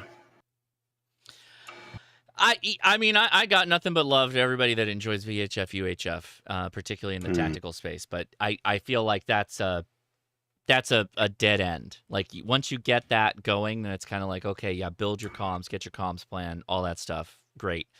But there's more to it than that. And only stopping your journey right there is kind of like, yeah, there's more to it than that. That's a lot more useful. Yeah, and that's why I'll never own a 905. Sorry. Josh K3LH, we have a priority for Josh's question. Do you have a video or know of a video on tuning a Buddy Stick Pro? I've got a video on tuning a Buddy Stick Pro. Go watch it. Hopefully it helps you. Now, the trick for the Buddy Stick Pro is, while you can absolutely tune it up with the radio using your S meter, or if you got an ICOM and the SWR thing, get yourself a Nano VNA or an antenna analyzer. It will pay you dividends in time and frustration, I promise you. And go watch LB0FH. I believe it's him. Don't go watch his videos. Go watch my videos. Well, the reason I say the reason I say his video, and because I agree with him, he literally trashes that antenna on how hard it is to tune. I love the BSP. I have no problems. It's such a dividing conversation. It is. Once you figure out the tricks, it's a breeze. Yeah. There is a learning curve. I will 100% agree with that. Well, but once you figure it out, game on. Yeah, the thing is, though, Game on! I mean, how many other antennas are there out there that are even easier? That Loaded don't need all the verticals. tricks? Loaded verticals are always tricky. Every loaded vertical that everybody wants to buy because they're high speed, low drag, and easy to set up, they're all kind of a pain to tune. There's a lot of walking back and forth to change bands. There just is. I've had issues with Wolf Rivers just as much as I've had a BSP. Well, the thing is about Wolf River, if you do it right and you get a MFJ 1979 or the Chameleon 17 foot, the only time you need that damn coil is on 40 meters. Because who the hell does 80? Oh, so Don, I'm with you 100%. So if you want a good vertical radio, good vertical antenna, this is my hot tip. You get any one of those 17-foot verticals. You get the extreme mast from Wolf River Coil, and then you make yourself a radial bundle, a bundle of radials shoved into one power pole connector. And you only have like one leg of the tripod connected. You don't need all three of those wires, and you don't need a super long wire. Take those long Wolf River wires and cut them in half, and then bundle them all together into one. You can use thicker gauge wire if you want on that one wire that goes to the leg, if you want to do that. Spread those all out. That is a fantastic 20 through 10 meter, all the way up into 2 meters antenna, and you can throw that sporty 40 on it, and there's your 40 meters done. So I've from personal experience, the Chameleon is the nicer of the whips versus MFJ, the Wolf River. I've had them all. The Chameleon one is the best quality. No, you know what the best one is? After I did that video with Alpha, Alpha's whip is better. I don't know what they're doing differently. They're buying them through someone else, and the bottom, it's like a welded construction. It's not a crimped construction. I'll have to check those out. Yeah, go pull them up while we're talking, and then tell me what you think about it. It's almost identical in all other things, and trust me when I say that whip. I was sending a message to Carl, and I'm like, Carl, I I need an antenna that I'm just going to run off the back of my truck. How much power have you put through that 17-foot whip? And he's like, I don't know, like 200 watts. I'm like, do you think it'll do 1,300? And he's like, I don't think there's a reason why it can't. He's like, but tell me if it goes okay. So when I put that amp, that expert amp that was in the back of the truck through it, it handled it no problem. There was no melting or smoking, plastic parts, anything like that. The whip had no problem with it. So I can tell you, you could run for hours on a POTA at least 500 watts, and it did 1,300 watts for a half an hour. Not to say that it can't do longer than that. I just didn't run it more than that. Have you thought of trying to redo your video cooking the hot dogs now that you have more POR? Yes. In fact, I'm thinking of hollowing out, like coring out a hot dog and putting it on the top tip. The problem with that is, as we probably know now, or as I've demonstrated with my Christmas light videos. So if you have let's say you have an end-fed half wave and you stretch that thing out. So let's say you have it cut for 40 meters. Well, as we saw with the Christmas light video, when you're transmitting on 20 meters on a 40-meter length of wire, the lights that lit up, it wasn't at the end. The intensity wasn't at the end. It was somewhere in the middle, right? So where to put the hot dog is the question, right? That's the question we've got to figure out. So having it just like at the tip on a 20-meter, whip, I don't think it's gonna get that hot, but. So, get some zip ties and put it right at the bottom, right at the base where all the current is. So that's the other option, is taking like floral wire or something like that and just put a hot dog series, if you will, to figure out. That's the new field strength meter, is just you take hot dogs every foot down the whip, and then that's how you tell where the intensity is. So yes, I'm absolutely thinking of doing that. In fact, I still have that amplifier, and those guys aren't blowing me up to send it back to them. That might be fun to do just in my front what yard. amplifier? You've got me wanting to put a hot dog on the Yagi. Oh, the Yagi might do really well at that, actually. On the driven element or something, and just put 1,500 watts into it. I don't know. I think you put it on the front director. A director. Actually. Yeah. I don't know. I don't know which one would generate more heat. I'd have to think about that. Oh, that's a good question. Because technically, yeah, the driven element is the active element. Yeah, you might be right. Josh. You point the driven element into a parabola, and you'll have a great cooking. So the geekiest guy, I know that he wasn't the one that made the comment, said second using bacon instead of a tie wrap or whatever.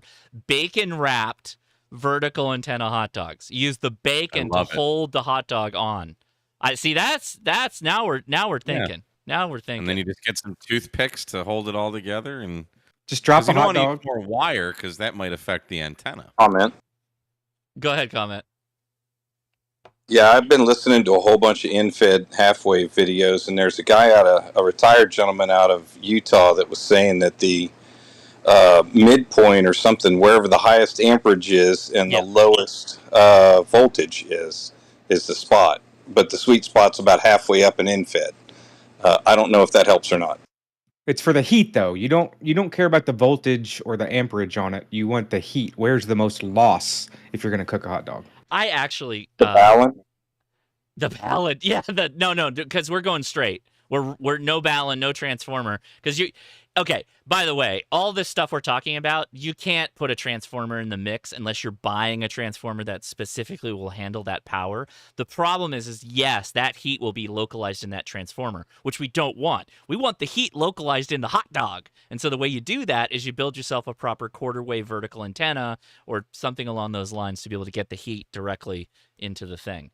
Which, by the way, this is very apropos with all these keyboard commanders that we're having coming out telling you got to run your exposure calculator and have it done. By the way, I did that. I've done that. And yes, on that video in the truck, I also had an exposure calculation done that I had with me. I actually could make this happen tomorrow. I haven't shipped the amp back. I could do this in my front yard. I might do this tomorrow. This might be tomorrow's thing. I think I'm going to do this. The easiest way to actually get results would be to drop the hot dog into a paint can dummy load and just key down maximum wattage for about 2 minutes. In the oil? in the oil. No, because then you got to heat the oil up. There's a Well, you are with the resistor. Do you know how long you'd have to key down to heat up the oil to cook the hot dog? I mean, I got an amp that'll do over 2 kilowatts. That Maybe will I'll try it. that will almost guarantee start to damage your radio or amplifier at that point, right? Because by the point that the oil reaches temperature, it's almost like I'm guessing, I don't know this for sure. It's like saturating the toroid on a transformer at that point. Deep fried. But I'm assuming at some point the oil, once it comes up to a certain temperature, it's not going to have the same effect as being an effective dummy load. Our whole goal is to generate heat, or not to generate heat in ham radio, right? We don't want heat generated because we want efficient antennas. So it's a mood experiment anyway, because you have to have a really bad antenna to get the results you're looking for. Well, so that's what I thought I demonstrated with that mag loop stuff, is that like no matter where I put the hot dog, whether I had them foil wrapped, I know that is a skin effect issue now, but I also use floral wire or twist ties. It didn't matter. It didn't heat the hot dog up at all. I appreciate eyeballs are what you're more worried about than hot dog meat when you're close to an antenna like that. But I may do this tomorrow. I think I'm sufficiently motivated to make this happen. Thank you all. Appreciate that. Yes, I like it. I really like this idea too of like having like get a 6-pack of hot dogs and then just have like a hot dog every couple of feet. Like as you're hoisting the antenna up, hot dog all the way down. And then, just do FT8 for like an hour at 1300 watts and then check in on the hot dogs. Like, where are we at? Are any of these like 10 or 6? What? 10 Oh, 6 meters. That's a good point too. We should go lower in frequency. Probably, you know what? I should do 6 meters for the VHF. Can you do FT8 on the VHF contest? Yes. I might do 6. I think I did. We did last year, yeah. I might do this tomorrow out of the back of the truck. What time's the contest end? At like noon? Or is it like all the others? There's tons of spots of 6-meter FT8 on the cluster all day, so I would assume yes. Yeah, we did it last year because we did. It started when we were doing the Parks on the Air, Support Your Parks Week, and we were doing the contest as well. See, this is fascinating too because inevitably, what's going to happen is we're going to put we're gonna tune up the antenna, right? But we're gonna have to put the hot dogs on it, and I can almost guarantee that the SWR is going to be affected somewhat by having a bunch of hot dogs strapped to it. Because even though they're non-metallic, non-conductive, it's likely going to do something. All of this is fascinating. All of this is like. Well, you think there's a lot of salt in hot dogs, so that would almost be like you're getting some saltwater propagation too. So you're telling me that hot dogs might be the solution to our DX problems? We just slap a hot dog on the side of it, add a little salinity. So if you want to hit, Jan and stuff, you'd put the hot dog on the west side of the radiating outlet, and if you want to work like Europe, you put it on the east-facing side. It's a hot dog reflector.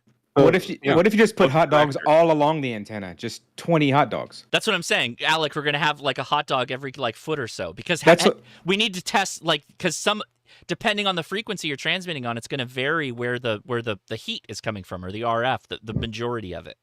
Yeah, I just hot dog antenna. I just posted that in chat. I'm getting ready to change out Yagis.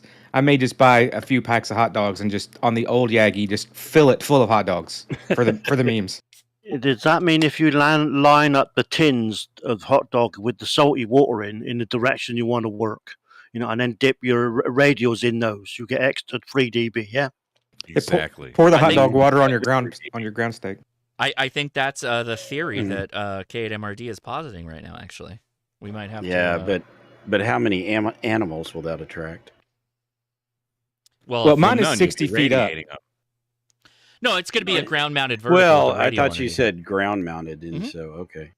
Isn't that what the shotgun's for? I think I can make this work. I've got a baggie full of twist ties, and I got all the equipment. So the contest ends at 6:59 tomorrow. 6:59 what?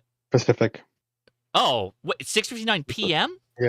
Yeah, it's. Oh my God, that's happening. 2:59 UTC on Monday. Oh, that's happening. I'm doing this tomorrow. I'm getting on 6 meters with a Because hot it dog starts vertical. it starts today. So it started today actually. So it's a later one. It starts today and goes through Monday morning UTC. Or maybe I should use 10. What would be the most? What creates the most effect to human beings? Because we know 50. 6. Yeah. 6. Yeah, Okay, so I'm 50 going to do megahertz. 6 because we Higher know the long frequency. pig. Long pig is a very close proximity. Or sorry, long pig is humans. Pork is what we're looking for. Okay, I'm doing this. This is going to He happen. pulled out the long pig. I had to. Now, would you be doing a natural Love it. casing or without the casing? Oh, see, that's or like an all beef versus pork. Yeah.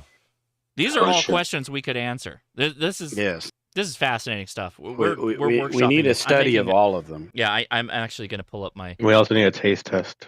Oh and if yeah, you get see, I like the natural casings ones. I do too. You get that nice, The snap. like snap when you Hell bite into yeah. them, but like, they kind of, you get those rippers that when they're nice and hot. Mm-hmm. Josh, comment. They're already cooked too. Yeah, that was my next comment. Is make sure you get the already cooked ones. Don't I think get they the ones. all. Oh, like a sauce? No, I'm not going to get like a kielbasa or a bratwurst or anything. Oh, this is great. This is good stuff. No, I mean, if I'm going to record it tomorrow, it's going to go up next week. Okay, so casing Quality content, guys. or Yes, no casing. and we need to make this an annual event like the Christmas lights. Beef. Oh Lord. Now that might be fun, like a 4th of July stream where we just cook It's hot a dogs. summer. Yeah, cooking hot dogs is a summer thing. I have to prove that this is actually possible before I turn it into a like something we do. Yeah. Because then hypothetically it could actually be like an event, like we go to a POTA and we cook the hot dogs, eat the hot dogs that we were transmitting. Right, this is real. We're getting real meta with this. This is the type of stuff I'm all about. Is anybody brave enough to try to make s'mores? I mean, anything's possible. Well, I mean, I'll donate an antenna, a 17-footer to make s'mores.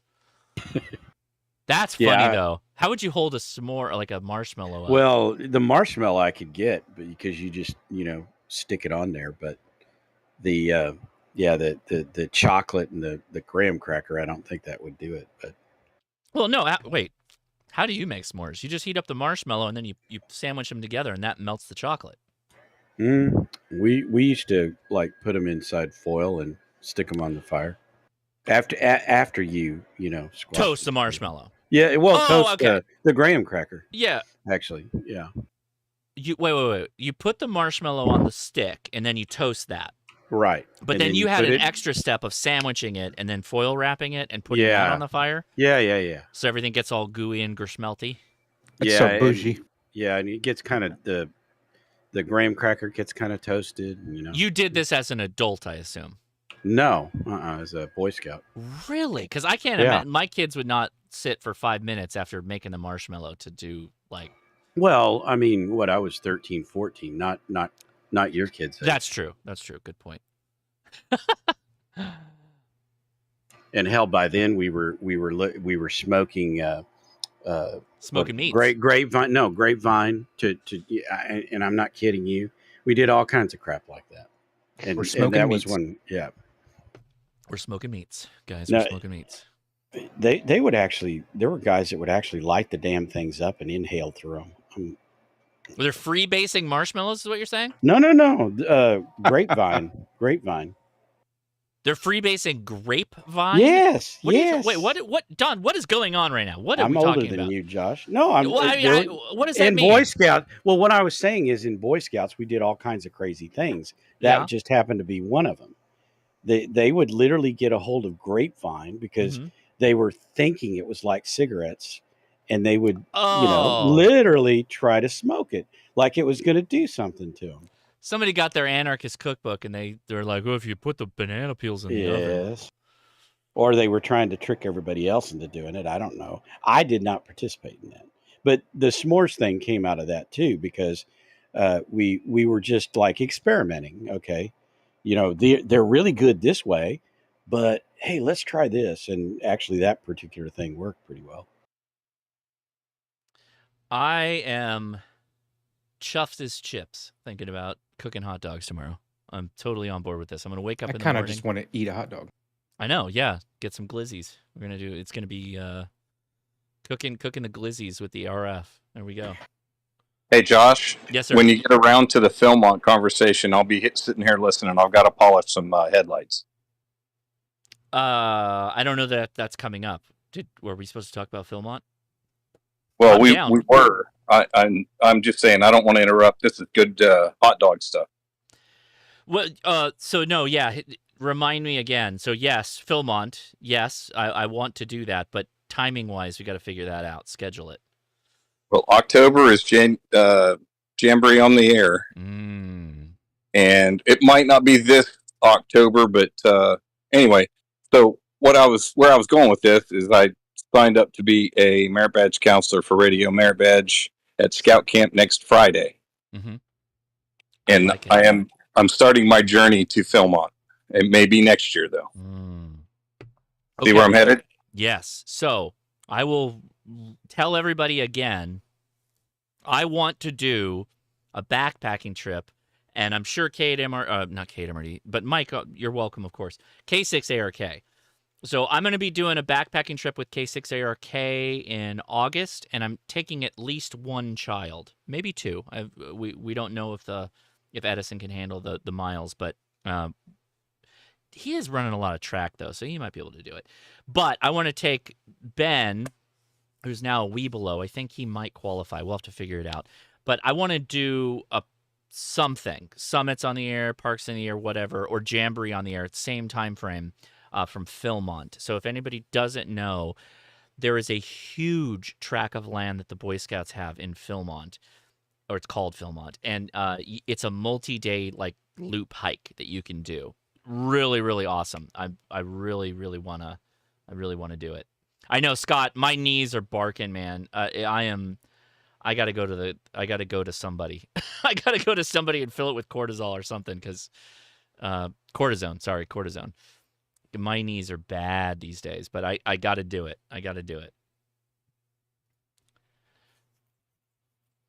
All right, but yes, please ping me in the DMs as you're getting further along on that journey, because I'm down. I'm still down. Okay, let me go back to still on JS8. Anybody else out there with questions, comments, anything ham radio related? I've got a question about an antenna dilemma. Oh, from Chris, So, one of our yeah, mods, admins. Let's go. This is a unique one and an exciting one. So, unique and exciting. Yes. I am moving shacks, and with that, I will be basically getting trees in the 150 foot range. Is what we're gonna have right next to my office area. So do I run a dipole and run a dipole at 180, 100 feet, whatever, or do I run vertical? Double it. So, how many trees and how big of a land space are we talking about? So we're talking the whole land space. It's a shared land space, but probably dozen trees plus or minus. Are we talking the acreage needed to do a full wave loop? I mean, it's about a quarter acre, but it's a weird shape. Oh, okay. I mean, you could still probably loop it. Can you loop it, you think? 160 meters doesn't take that much land per loop.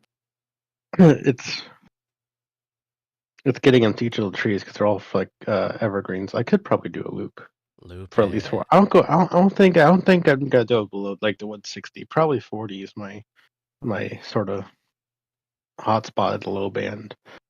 Okay, I'll have to look at loop then. It's 160 meter full wave loop is 130 feet each side in a square. It's not that big. And you can make it oddly shaped. It's still going to be an antenna. Yeah, mine's a delta, and it works great. What's the one that the VOA used? Rhombix? Yeah. Horizontal rhombix? Yeah, and Rob M0JEO, Mike might know him, but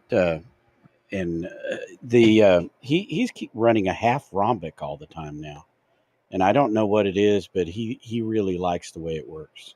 Half rhombic is one side of a rhombic. It's one leg of a rhombic. Well, he runs it on POTA, and he seems to like it. Not to be confused with a V antenna, which is the V shape of the start of the rhombic. It's just one wire of the rhombic. This is sort of what we have to work with. Okay. Good. That's the street view. So, Chris, the good news is that like almost any direction you go is going to be a good direction. Oh yeah, and you don't have too many limbs on those trees. So you could just go, like, you could get there day one and throw an NFED into a tree. Yeah, that's what I'm thinking. Is going nuts. And then, yeah, if you want to go dipole, but I'm kind of also team doublet on this one, considering the height. Yeah. Yeah, there's so many options. You got lots I gotta of see what the noise floor is. I gotta see what the noise floor is during inspection on Monday. So that's gotta be the big thing. Is my current noise floor is horrendous. What is the height of a 160 meter vertical? Quarter waves, so 40 meters. Yeah, I bet those trees would hold it. The reason I'm asking that is because Mike N8YO was sporting one of those at one time, I believe. Yeah, So- I was just gonna comment. I was gonna, So- are those ponderosa pines? It sure looks like it. I don't know, but they are humongous. Yeah. So they look about the height. I've got white pines in my backyard. They look about the same height. Those look at least 100 feet tall. Mine are about 110. They're And 145 to 150 is what Google Earth claims. it's hard to tell with that perspective, but yeah, they're at least 100 footers from Oh no, what I'm that's seeing there. the 3D data. Yeah, they're saying about 145. But why would you want a 160 meter vertical? Gout. No, Nah, they're very no, they're very inefficient. DX, man. Nah, you want an inverted L for 160 meters any way you look at it. I could do that too, but So I gotta ask you, what did you shoot this on? Because there's all this like barrel effect going on, like the it's Google pillars. Google Yeah, Earth. it's That's Google Street View. Earth. Oh, so okay. it's that Like you stupid gotta round. It's that stupid round camera on the top of the car, right? But based on the 3D modeling data from Google Earth, when you do the measurements, they're about 140 feet. They're huge. I mean, your best combo would be vertical for transmit. You can't beat it for takeoff angle. Right. You're not going to get a beam up. The Mini best Harper, combination, the best combination would be put a vertical up for transmit and do a beverage or a half rhomb, something for receive, something low noise for receive. Beverage would be ideal. Dawn So beverage. that's a K9AY or something. Because that's an east Yeah, yeah. facing view right there. So that's perfect view for east. Okay. So I have done 160 meter quarter wave vertical, and the inverted L's are just much better because you get the cross polarization there. Well, no. Again, you don't have to worry about cross polarization because once it hits the ionosphere, it's all over the board. Like my experience, because my original antenna was an inverted L for 160, and I got way better DX with the vertical. Yeah, but you lost out on your Invis. I don't local. I don't care about Invis. Oh, Invis is the best 160 though, man. You don't gout DX. Yeah, that's the thing. I don't think Mike was going for 160. He had the antenna up just simply for DX. And Mike, weren't you like tuning it to other bands too? Well, actually, what it was a coax trapped vertical for 80 and 160. So about 3/4 of the way up the tree, I had a coax trap in there, and the tree wasn't even tall enough to just do a straight run of wire. I actually had to do the Callum thing of folding the vertical section back on itself, and I had to do that like 3 times to finally get it to tune right. But I did. I ran with that for about 1.5 years, and then of course Michigan winter took it out, and I have not restored it. Well, I just remember like it wasn't that I was talking to you on it. It was just that I was watching you pull the DX in. I think when we were doing those FT8 offs or whatever, and it like you were just killing it.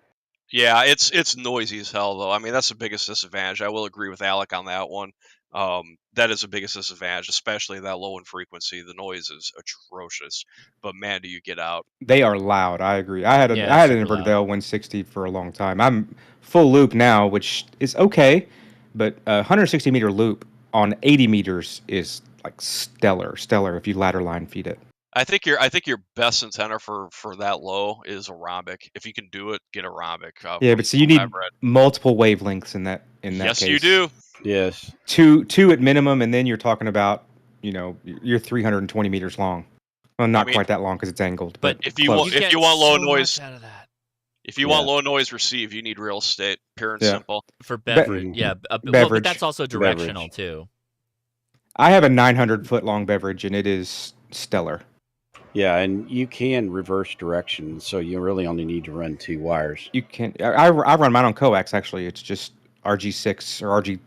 I think it's RG6 Coax, 900 feet long. Generally, you use 6 because, or 75 ohm coax. Yep. And usually double braided. Yeah. All right, everybody. All right, so I have a lot. So did we answer the question? Oh, I got yeah, goosebumps just talking about like the antenna possibilities you've got. I'm very I excited. mean, here's the trees from a sky view. Yeah, I wish I had that, man. Heck yeah. I have to make my height. I would love that.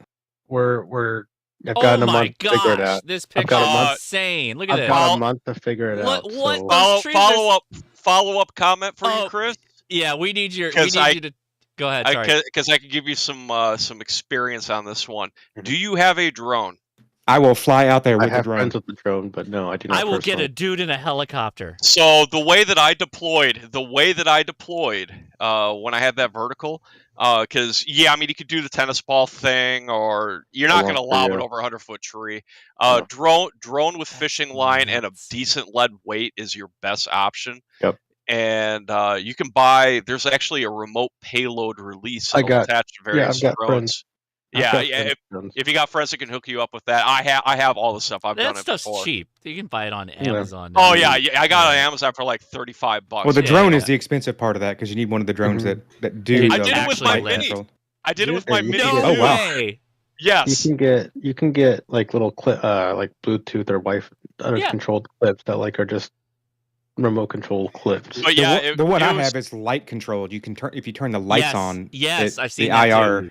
drops. That's awesome. But it was hilarious because like basically I got right above the top of the tree, right where I wanted to drop it. And I'm like, I do the classic thing. It's like, okay, what way is the wind blowing from? All right, I'm gonna go up twice the height of the tree because you want that thing to drop and pick up some speed. Trust me, you do. Go twice the height of the tree and adjust for the wind, and you're not gonna get exactly where you want it, but you're gonna be close enough. And have at it. All right. Well, I got a month to figure it out. So. And it's fun. I mean, like you'll probably have to try like 3 or 4 times, but it's fun every time. It's like, all right, payload release. And just looking at that neighborhood though, I just can't believe that's not HOA. If that's not HOA, you are damn lucky. Nope. So the thing is, but you can hide it so well. The street leading up is I have to basically pay with my neighbors. And then the trees are technically a nature preserve, so don't tell anybody. Yeah, just don't tell anybody. That's exactly what I was going to say. But damn, that we'd all kill for that.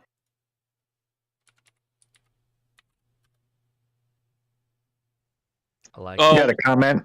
Go ahead, comment. Do you got any major power lines close to that? Not in the nature preserve, I assume. Yeah, and I would bet that that's underground power anyway. Yeah, I don't see any utility poles. Yeah. I was looking at land today to move out of this noise floor, and there's so many of these houses that are really nice, but they all have overhead power. Go back to when you said your neighbors and you pay for it. What is it, like an easement?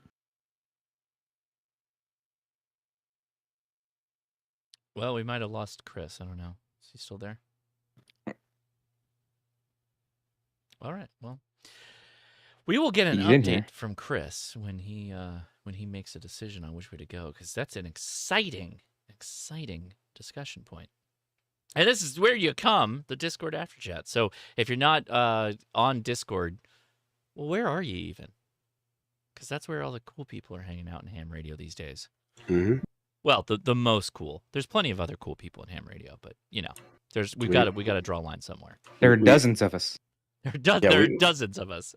We appreciate the people on YouTube and of course. Twitch. However, getting on here to have an actual conversation, nothing beats it. Because I need to be able to ask you, how much money do you want to spend? And then we So need you to can hear answer me. everything with, it depends. It depends. That's right. That's right. Hey, All Josh, right. I have a question. Yeah, go for it. Okay, so I've been playing with JS8 Call some more here this evening. I have not heard. I've sent out a few more heartbeats. I haven't heard anyone. No one's hearing me. I haven't changed anything. Any ideas what might be wrong? And yes, I have restarted the app because I do have that sound card issue that was mentioned earlier this evening in the after chat. Where are you located? Northern California. Change you to should hear 40 me. meters? You should hear all of us. You don't hear me? You don't hear Alec, N4OG? I'm still on 20. Are you guys over on 40? No, we're on 20. Yeah, no, everything has just disappeared. I haven't heard anyone for at least 45 minutes now.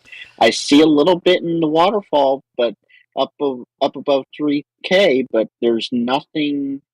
My screen is empty. Are you sure you're on the right frequency? 14.077? 78. Yeah, I was going to say.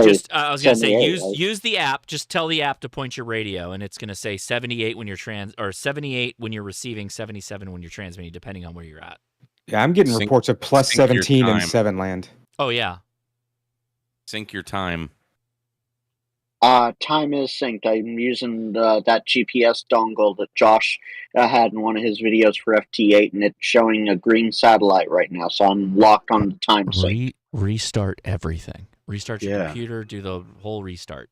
When in doubt, reboot. Yeah. Make sure your antenna's plugged in. What antenna? What antenna are you using? Infed half-wave multi-band. How high?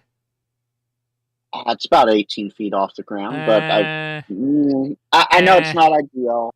That's not great. Is it inverted V at least, or anything like that? It's close to an inverted V as I can get. The transformer's about 6 feet off the ground, and the apex of the inverted V is about 18 feet. Do you have internet on your computer? I'm actually watching the live stream in silent mode, so yes. So just download Dimension 4 and use that as your time sync. As much as I love the GPS, just use Dimension 4. It's if you have internet, there's no reason not to use that. The GPS dongle is like when you're out in the middle of nowhere. That's when you use that. Yeah, but just because the dongle is connected doesn't mean you've synced the time with that either. That is true. You have to run software to be able to do that. Generally. Yeah, and you have to make sure the GPS actually has sync too. Just right-click on you're on Windows. Just right-click on the time, go into date and time settings, and hit sync now. Oh, it's showing that I am synced. I'm using the NMEA time panel that Josh talked about. It shows a lock signal and everything. Estimated time error of less than 30 milliseconds. Restart. Yeah. Restart. Yep. Reboot. All right, Reboot the restarting. whole thing. Okay, let's see what that does. Thank you. I'll come back with a result. I'm pumping a kilowatt into a 4-element beam pointed right at California, so you should hear my heartbeats for sure. Yeah. Yeah, that's what I was thinking. I was like, why did they get so silent on JS8? So I thought I'd pop in here real quick and find out. I'm going to do computer restart, and I'll still be here listening. All right. Well, we'll wait to hear back from you. Anybody else? Open lines. Let's I hear got a from you. question. Go ahead. Question. You said you were having Glizzies tomorrow? I'm having Glizzy tomorrow. Well, we'll see if I can warm them up for sure. Well, I'm going to warm them up regardless. I'll put them on the grill if need be. All right, how are you going to warm them up? By RF? That's right. That's right.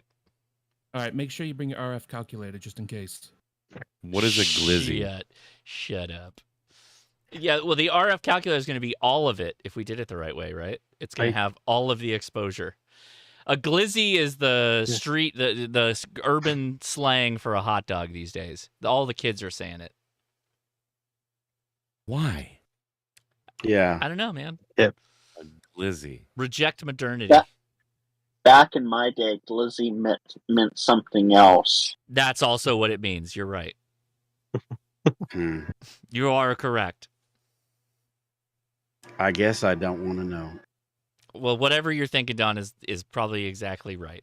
It's a hot dog. Absolutely have no idea. It's a hot dog, Don. Okay. Okay. But I don't know. Anyway, never mind. And Don, if you're referring about mine, Freedom Pew Pews. The 160 meter channel is live later, I'm sure. Yeah. Okay. So there was a let's see, asking me, do I have a video of how you secure your DX commander other than the one you did with the DX Expedition? I have a spider beam. I have a let's see, it's actually on Discord. So let me read it. I have a spider beam that I want to set up. I would love to see how you set yours up for mobile. Should I use a 50-50 cord or something stronger? So first things first, a spider beam, like a proper multi-element spider beam, a DX commander is not. Those are completely different antennas with different wind load patterns. A DX commander is really wind resistant because it's just a monopole sticking up in the air. A spider beam's got all kinds of other stuff going on. And so if you're doing a spider beam, you should follow their directions, and what they recommend for a pole, how high, the guying structures, all that. And then asking about 50-50 cord, no, you should use static Dacron line if they don't suggest, but I'm assuming they would suggest you with what line you should use for guying. You want a static line. You want something that has no give, no elasticity, no stretch at all. And even the Dacron has some stretch. So what generally is recommended is you set up the antenna and then you go back out like a week, 2 weeks later, and then retension everything up so that it's taut and good, because it will relax over time. Yeah, Mastrant or means the spider beam's mast. Well, I'm assuming the spider beam's mast is very similar to DX Commander, so it's probably very similar, if not the same. Yeah, and they even have guying points that you can put onto the mast to guy it from. So, it's not any different. But if you're just talking setting up a mast for portable, I just use cheap paracord that I get at Home Depot. Paracord stretches a lot. Yeah, but it's portable, and you can. That's true. Like when it stretches, you're gonna tie it each time. It doesn't really affect anything. And by the way, Mike actually has one. I think it's Mike. It was you, Mike, that had the one where you use the hose clamp and clamp the spike. I mean, that's dirt cheap, and I've got one out there that I've had up for 2 years. It's done that way. It works perfectly. I will say, Mike, if you haven't checked this out, look up Dacron line. It's almost identical looking to paracord. The difference is that there's no elasticity to it. Right. But you have I've never had a reason to look anywhere else. Sure, I understand. I set it up for a weekend on field day, and and literally never given me a problem. Yeah, when I started doing the hex beam, different for permanent, but when I started doing the hex beam, that's what I started doing. But even on my DX Commander that's been out for now 4 years, I just go out every once in a while and tighten up the lines. It's no big deal. So I use regular paracord. But yeah, with the hex beam, no way I'm taking a chance like that. I've got Dacron, or I've got actual Mastrant. But by the way, you do have to be careful with Dacron cord when you get Dacron cord and you live near the ocean, because salt water will corrode certain types. You have to get the kind that they use on sailboats, and that is different than what we use, like when we get standard Mastrant. Interesting. Okay. Yeah, because there's a guy that got a hex beam, and he lives on like up in Canada at like St. Pierre Island or something like that. And he said it wasn't like half a year, and his Dacron cords that were holding the hex beam together just disintegrated. And for those that don't know, Mastrant is a name brand of poly cord. Right. It's just a name brand. Yeah. So it's similar. It's very similar to Dacron. It actually looks a bit different, but it's also rigid. Like when you pick it up, it's kind of a rigid cordage. It doesn't really stretch. You don't want stretch for a guy line. You want it to be taut, always taut. Update. And that's even like I thought on some of the towers, even when you're using that metal stuff, that can even stretch a little bit. Steel rope. Yeah, I mean, Yeah. you had to adjust it and tighten it up a little bit over time. That's true for any of those aircraft cables. They will stretch if you have enough pressure on them long enough. Yeah. So Maybe what was one of good these for, days I can do a tower. So what was good for salt air again? There's a certain type of that kind Sail. of cord that they use for It's like sailing. a marine grade background Yeah. rope. Look into Okay, what I like have another- riggers would use for a sail. Yeah. Because the guy basically, he has an NA4RR hex beam, or he bought one from NA4RR, and he had it delivered, and within like 6 months, it had completely disintegrated. And I can't remember the guy's name anyway. NA4RR just gave him all his money back, but he took it on himself just to go and get replace all of the cords with this sailing cord. Now he's had it up for 3+ years. Sail. Yeah. Yeah. Okay, so I got everything restarted, and I'm hearing some signals again, and 2 stations so far have heard me. So I'm just going to chalk it up to JS8 being stupid in the background somewhere. Yeah. Don't ask for an RCA when you get back on here. No. I'm moving to FT8. I've decided. Oh no. JS8, love you guys. And I got my station up a lot of days out of the week. So if I'm up, I'm up. You can drop me messages, but I'm going back to FT8.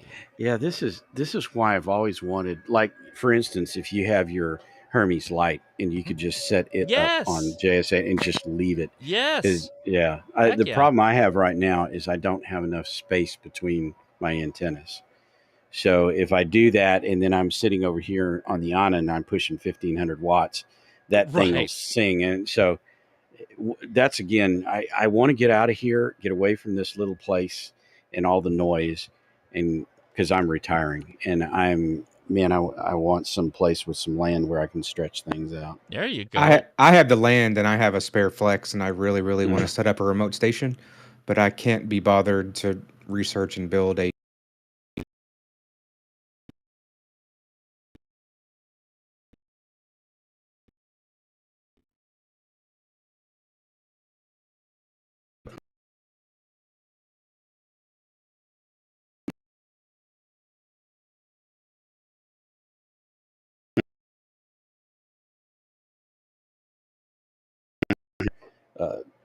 Hermes light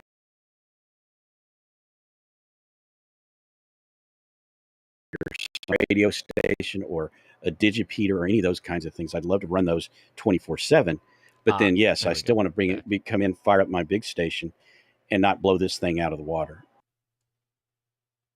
So FYI, I just dropped out for a second. I'm back. Am I back? Okay, I'm back. Can you hear me? Mhm, good. yeah. Yeah, that You're was good. weird. Yeah. I had this weird USB problem.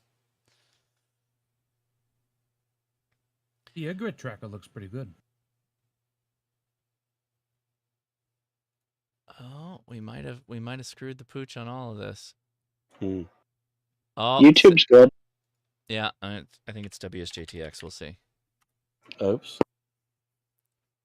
And see, this is one of the things why the guy that he's not developing on it. It's like, well, what if there are issues and you want to report them? You don't know if he's going to ever fix it.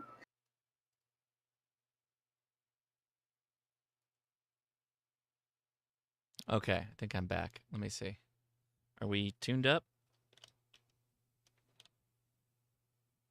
Oh, what the hell?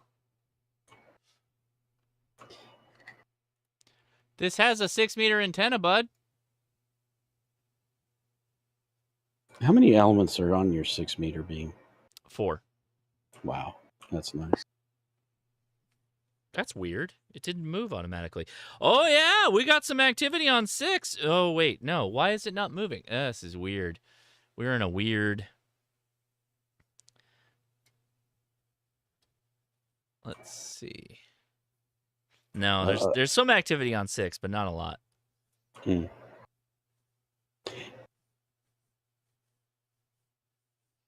Yeah, I like... every once in a while, like, I'll flip over and listen to Kim's station, Mhm. and she listens to the SSB calling frequency on 6. Mhm. And there's a lot of guys in California that are on there, quite a lot. Oh yeah.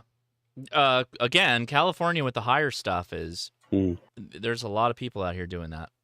Yeah, I've tried to hear them. I just can't hear them, and of course, that's my noise floor. I'm but here in Canada on 6. on 6 right now. Yeah. Okay. Yeah, it's been wide open all day. Holy Perfect timing. smokes. Perfect timing. This is the time of year 6 will open and just be incredible. My I'm not doing absolute contest, favorite though. band. I'm not doing contest. No, I'm not doing the contest either, but I've been on 6 all day. Oh, This is okay. how I Yeah. contest. I chase grids. All right. Yeah, the all right. grid chasing is amazing. There's a lot of rovers out there. I've gotten 5 or 6 new grids this evening just because of rovers. I'm here in Samoa on 6 in Michigan. I've lost. Okay, you got me beat. I've lost Yeah, radio this control. This friend of mine in the club here has a dipole, a 6-meter dipole up, and he has worked Guam several times from Texas. Oh, nice. On 6. I have every state but Alaska. Oh, but I'll tell you what he does though, Mike. He runs CW So do I. on Normally, 6. yeah. I Okay. look for the spots. And I've gotten some grids that way before, but yeah, I'll do any of them. But for the most part, it's FT8. Yeah, he does a lot of FT8 too. But you And do Meteor Scatter. MSK 144. I was just gonna say Meteor Scatter too. I do that somewhat regularly. Hey Don, that Samoa is on my 10-meter dipole that I'm picking up on the 6 meters. Nice. That's pretty cool. What part of Michigan you in? Central Michigan, I'm in Midland. Okay. Dow Chemical. Yep, right down the street from me. All right, let's go. Yeah, 6 is hopping for me all the way to California. I think we got it. Yep, we got it. All right. I don't know what that was all about, but let's see if we can make something happen here. All right, so I'm on 6 meters, everybody. I'm going to start calling the CQs once I find a frequency that's open. I'm pointed right at you, buddy. Me 3. All right. Unfortunately, you would not be the first YouTuber I've gotten on 6. Oh yeah, I've worked Jason a few times.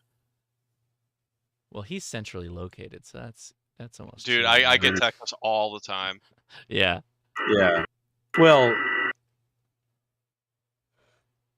sorry, I don't want to throw the radio out over the air, but oh my gosh, it's actually kind of high SWR. What's going on here? Yeah, in Texas, we just like 6 opens like around into May all the way to mid-July. There's nothing on 6 for me. You guys have the advantage. Well, probably not so much in DFW, but when you get down towards San Antonio, Yeah. south, the trans-equatorial starts kicking in. So Right. like even like oddball times of the year, they'll be able to get South America on 6. Yeah. Well, I've heard that like here in DFW that it'll open in the winter in December, January in there too. And I've never experienced it, but my like the friend I was talking about in the club, he has done so. Yeah, January, you can count on it being open. It's not anything like the summertime. Summer's definitely the best, but usually right after the holidays, January. That's why they time up the winter VHF contest in that month. Oh, okay. Yeah, because I know he's worked actually a ton of JAs on 6, and again with the frickin' dipole, because I keep thinking, oh. Well, maybe I need to replace the Moxon with a 6-element beam or something like that. But he's like, no, just put up a good 6-meter dipole. Yeah, when 6 is open, it takes nothing. I've heard anecdotally stories of people using like HTs on 6 and working repeaters across the country. Things like Oh that. yeah. Yeah. Well, one of the reasons I have a beam on 6 is not so I can like hear people better or to push power out. It's to block out Mexico and South America because that's just they literally flood me. In Texas, we have that problem. The South Americans just like mainly it's Mexico because they're like Italians with amplifiers, and it's literally just like booms in here. Italians also have amplifiers, by the way. No, I know that, but I mean they use them the same way. They're just as loud as because they're running 10,000 watts. They really don't. Nobody pays any attention to what they do in Mexico. And us Italians, we have the best amplifier. What, the RM Italy? Speaking, of course. Speaking with their hands. Oh, sorry, I had to. You know I'm sitting here speaking with my hands anyway. Even though you can't see me, I'm doing it. Could I ask you guys a question about 6? Yeah, go ahead. Sure. I was curious if there's a radio that you would recommend for someone that has everything but 6? Do you have HF that doesn't have 6? You have an HF radio that doesn't have 6? Yes, sir. I'm working with the G90. Oh yeah. Oh sure. How much money do you want to spend? I know, right? I should just jump into my Forever HF. I was just wondering if you guys had some secret info on like. I know there's like. Comment. What I would say. I did this. Because I was in the same boat as you a couple years ago before I got the 101, and I used a transverter to get from 20 meters up to 6 meters. Mhm. It was an old 10 tech I found on eBay. It was actually a kit. I built it. I wanted to get on 6. It was right when I got active again in the hobby back in 19, and like I said, if I ever get back into this, I want to do 6 meters on up. So I built that right away, and it worked fine, but it drifts too much for digital. You can get better transverters, but then you're paying $400, $500, $600, and you might as well be looking at a new HF rig that has 6 Right. meters. Like an 891, right? An 891. Yeah, has 6. 891 gets you on 6, brand new, $600, Mhm. or 700, whatever it is now. I know everything's gone up. All right, Yeah. I'm unhappy. Why is my camera? There we go. I'm unhappy with my antenna right now, so I am going to adjust this. So step IR, I've got to adjust it occasionally. I don't know why this band's not working very well, so I'm going to do that right now for 6 meters because I'm getting like close to 2 SWR, 2 to 1. That's not what I should see. So I'm going to flip over in the overhead. You guys, we can keep talking, but we're going to be doing a whole lot of other stuff right now. So, all right. Going to move some space, get my antenna up here. While I'm screwing around, anybody in there with more questions? Or the 6 meter stuff. Again, the how much money do you want to spend? That's the real question, because like a lot of the HF radios, G90 not included here, they have 6 meters, right? And I hear a lot of good things about the 891 anyways. It's kind of on the list, but I was hoping there was some secret that I just didn't know about. No, other than the transverter thing. See, yeah. I'm out of band. I'm out of band. My step IR is out of band. See that? So the dip's right. It's just outside the band, so I got to slide that over. So how you do that, which is going to be off camera a little bit, but I've got to go into the settings here and mess with it. You have to go up on the roof and. No, I'm not doing that. That's for sure. Felt like every time I bought a rig expert, they always came up with something new as soon as I bought one. That doesn't necessarily matter. I mean, yeah, Josh has got stuff that I don't have, you know. And the ones that I've bought work just fine, and they do all the things I need it to do. Oh yeah, I mean the one I have is fine too, but I like the portability of the one he's got now. Stick X Pro. Well, yeah, I've got a Stick Pro, and yeah, I mean the X is nice, but I don't see, like, other than the additional frequencies, I don't see any difference or see a lot of difference.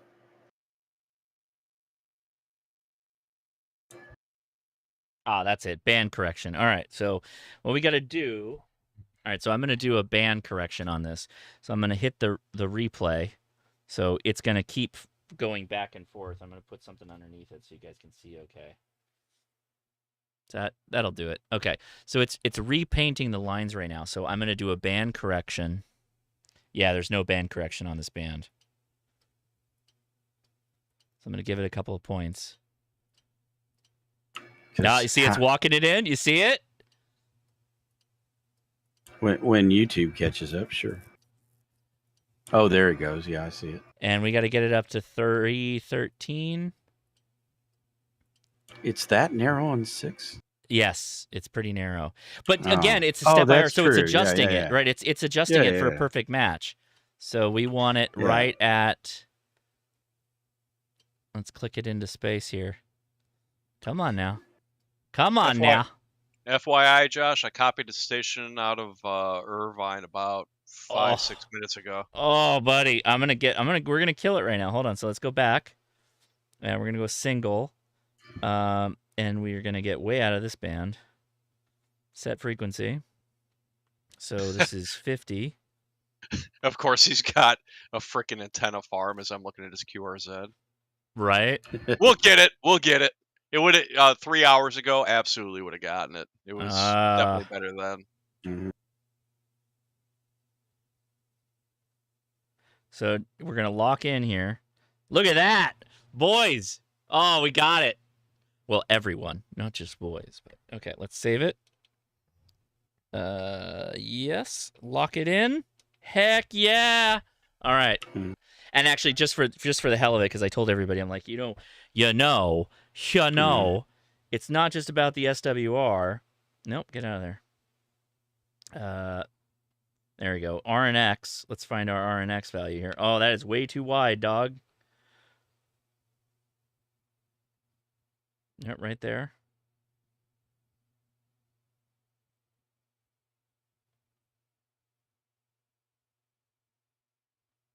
Oh, yeah, the X of negative 0.03. That's it was like money. It was like 52 money. ohms and no money. reactance. Money. Here we go. All right, here we go. I'm super excited about this. Let's go. All right, here we go, guys. So everybody that was watching that don't know what that I just did. So my antenna has tape measures in the elements, basically. And I can control whether there's a little bit more out or a little bit more in. And we just dialed that thing in to just the chef's kiss on frequency. So we're 15.313 is exactly where we want to be. I'm back on the antenna, right? Before I blow things up here. So let's go back here. So watch the lower screen here. I'm going to do a tune test. It's still high. Wait a second. Wait. What's going on? Did it? Hold on. Did we lock that in? Yeah, we locked that in.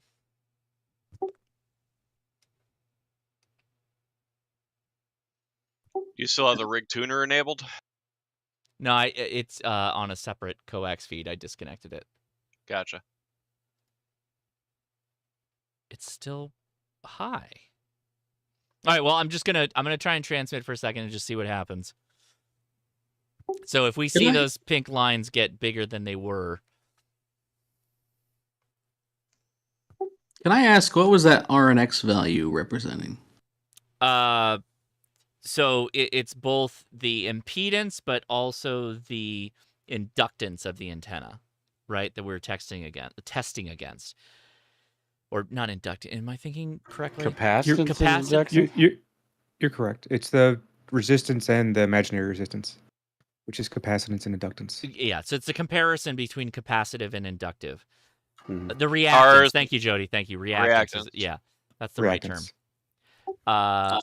So what value do you want that zero? to be? Hypothetically zero. You want it to be 0. R as close to 50 as possible, X 0. Yeah. Yeah.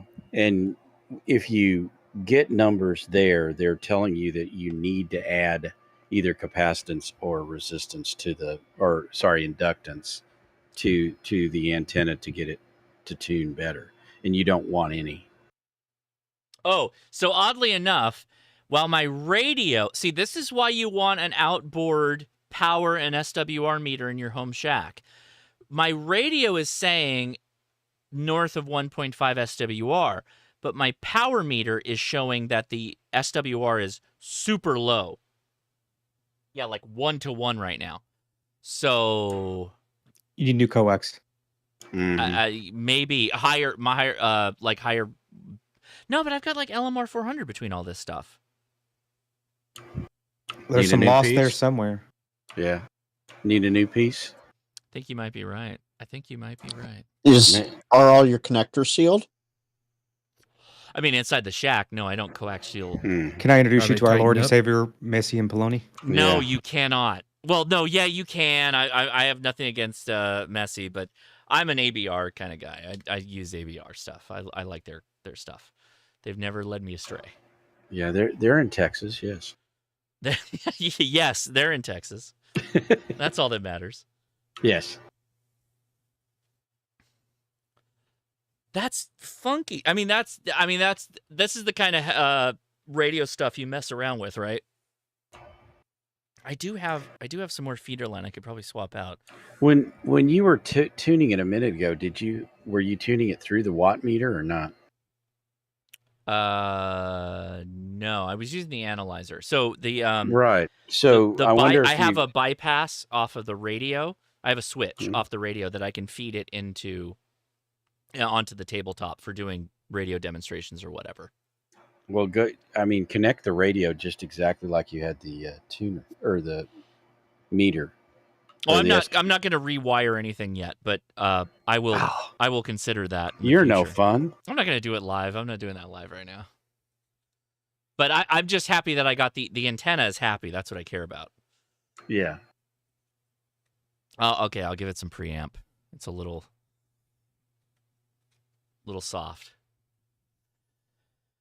All right, starting to wind down here a little bit. I'm probably going to head off shortly. Mike, KMRD, thanks for hanging out, man. I appreciate it. You hung out basically the whole time.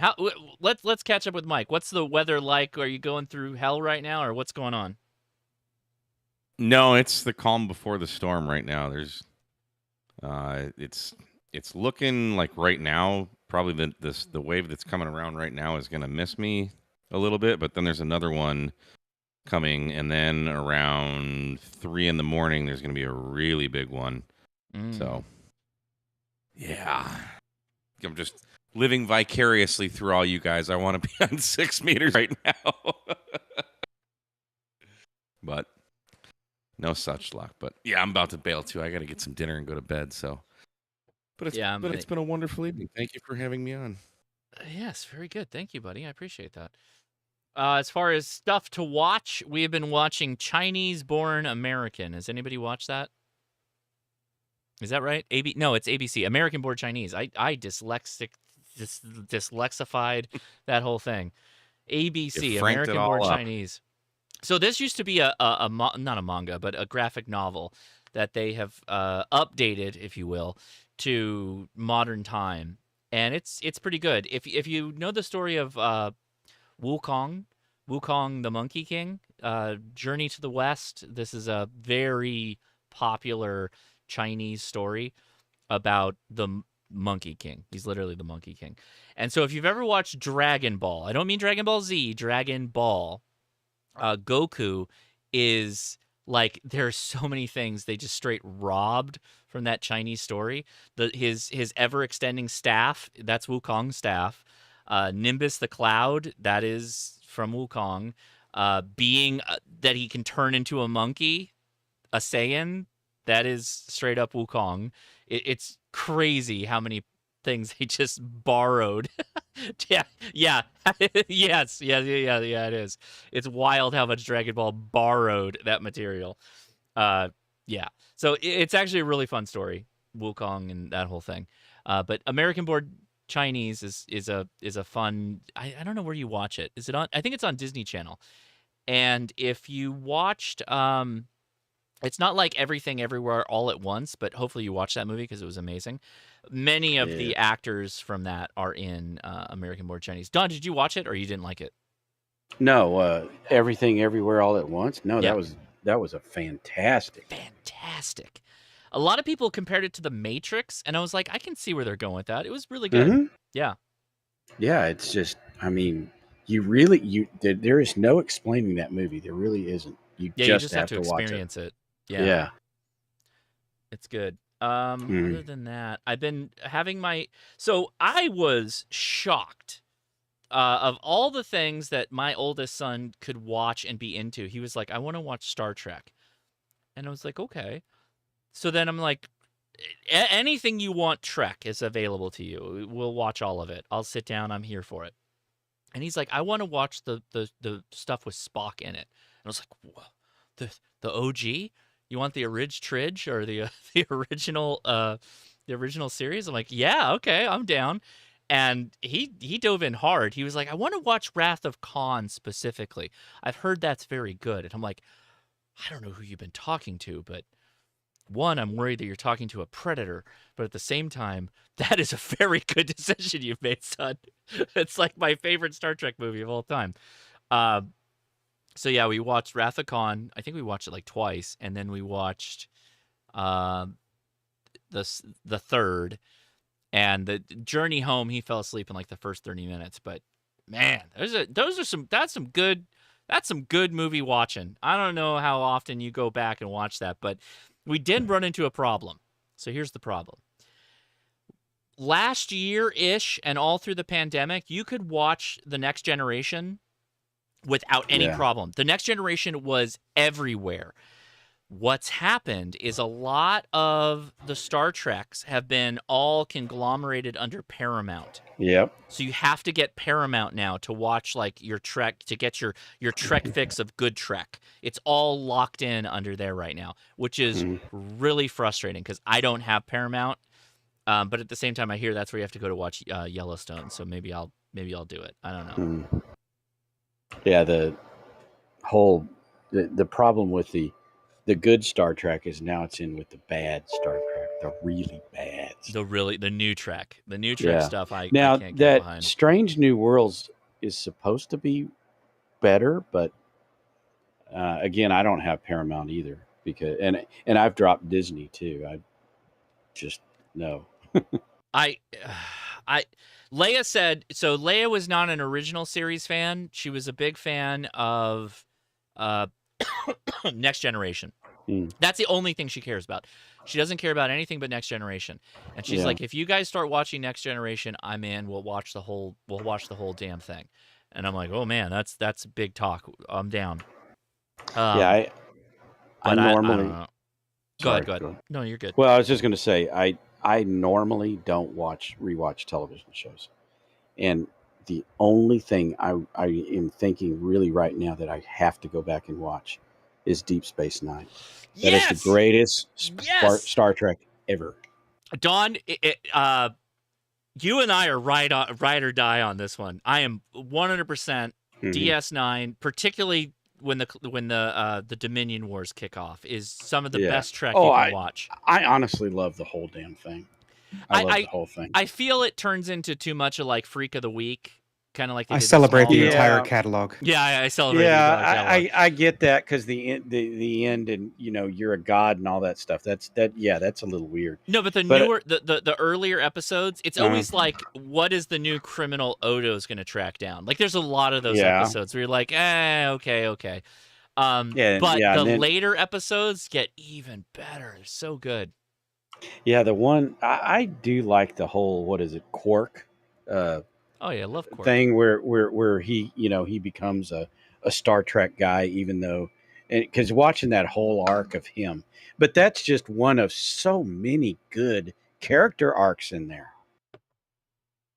And literally the best ship that you could ever want to be a pilot involved in, the USS Defiant, the best ship I don't care what you have to say. The Defiant is my favorite, and it gets totally.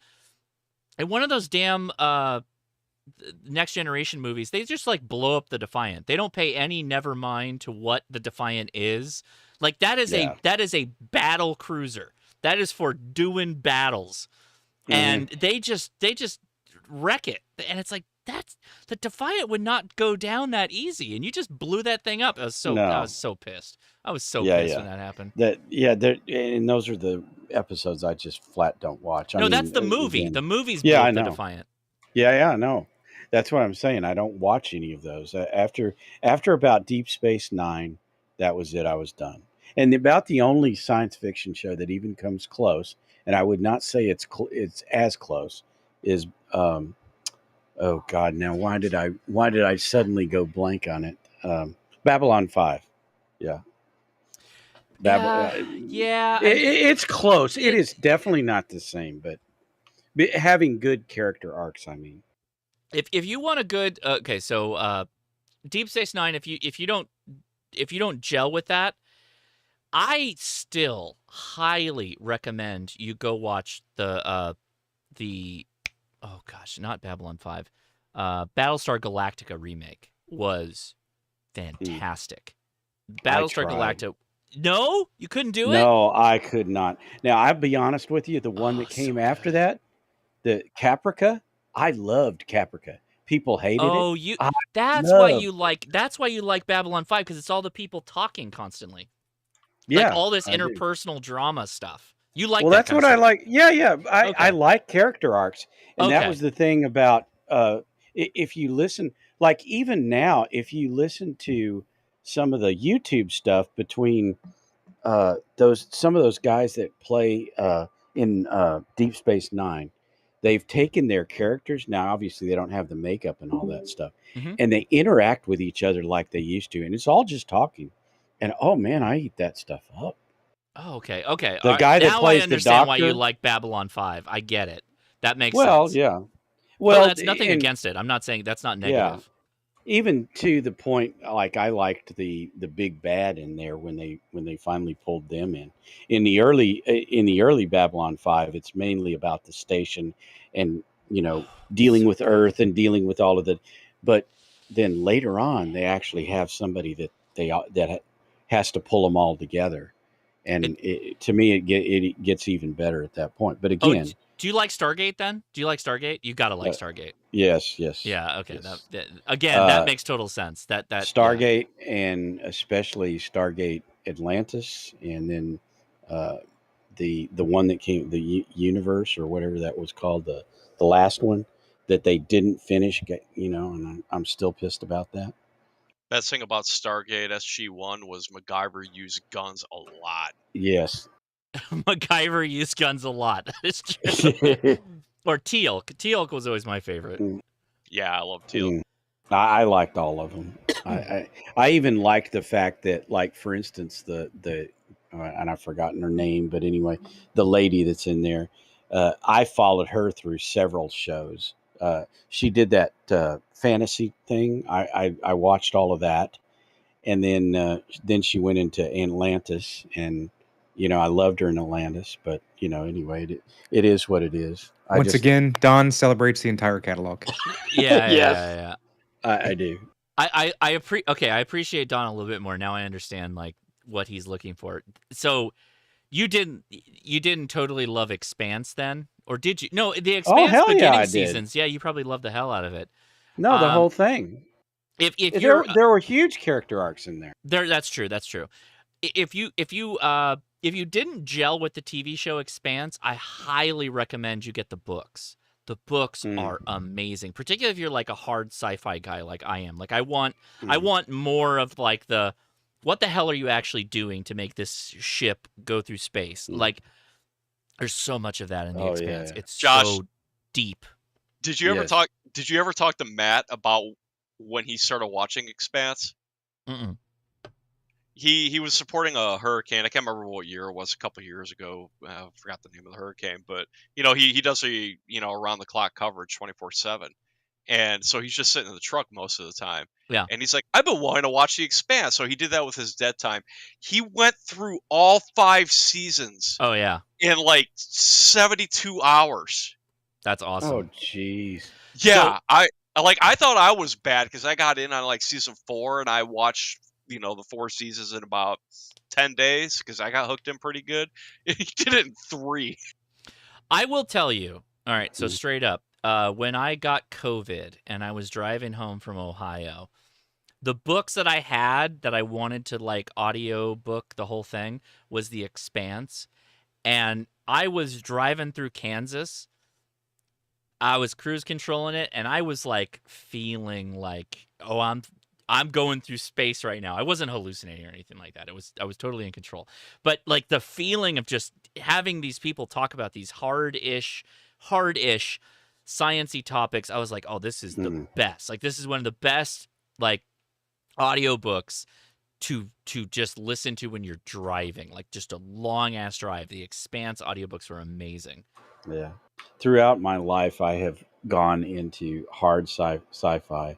I love space opera, but I will switch over and spend years deep into fantasy, just pure, fantasy, and I go back and forth, and I just love both genres so much. But as far as fantasy movies, or fantasy anything, there just isn't much. I would like to point out, everybody, look above my head. 20 meters seems to be very open right now. I just think everybody should get on 20 meters right now. It was mentioned in the chat, Firefly. Everybody has an opinion about Firefly. I like Firefly for the Wild West meet space, thing that they got going on. It was great. I loved it. I watched all the episodes when it was live aired on Fox. Yeah, I watched all of them. I was there for it. I was there from the beginning, all about it. Serenity was good, but it wasn't the same as like Firefly, the show. No. I don't know what... I feel like it was a show that got kneecapped before it could ever get like under itself. Like we built a world that was beautiful and very interesting, and the characters were dynamic and very fun. It just couldn't...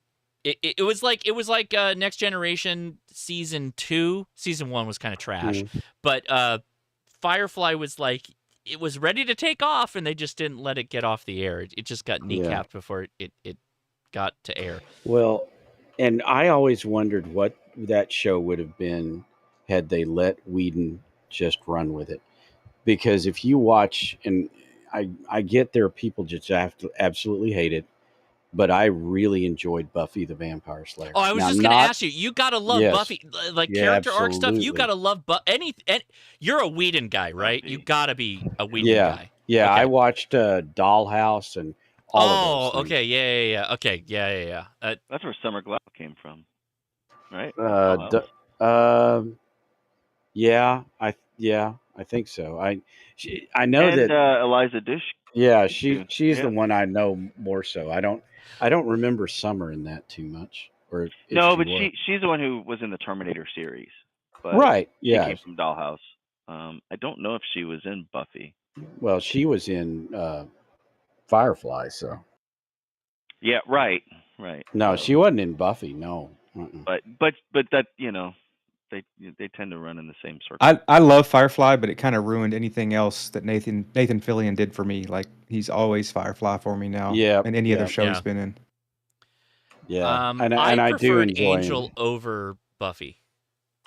I did not watch it. So Angel's what got me into Buffy. Yeah, I preferred Angel over Buffy. I like Spike. Spike was always my favorite character. Oh yeah, me too. His character arc was the best one, and I love the fact that he hated Spike because he was cursed with morality, and Spike was a vampire that chose to not eat people and like go through that whole thing. Like he was always struggling with it. That was why Spike was a much better character than Angel, and jealous.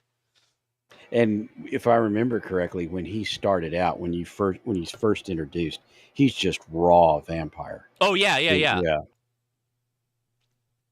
And 100%. And actually, that particular guy that plays him, James Masterson, I think it is. he's just a character in himself, you know. James Marsters. A lot of people think Yeah. he's British. He's a California surfer. Yeah. But he did that. Did that accent so well that most people have never heard him speak without it.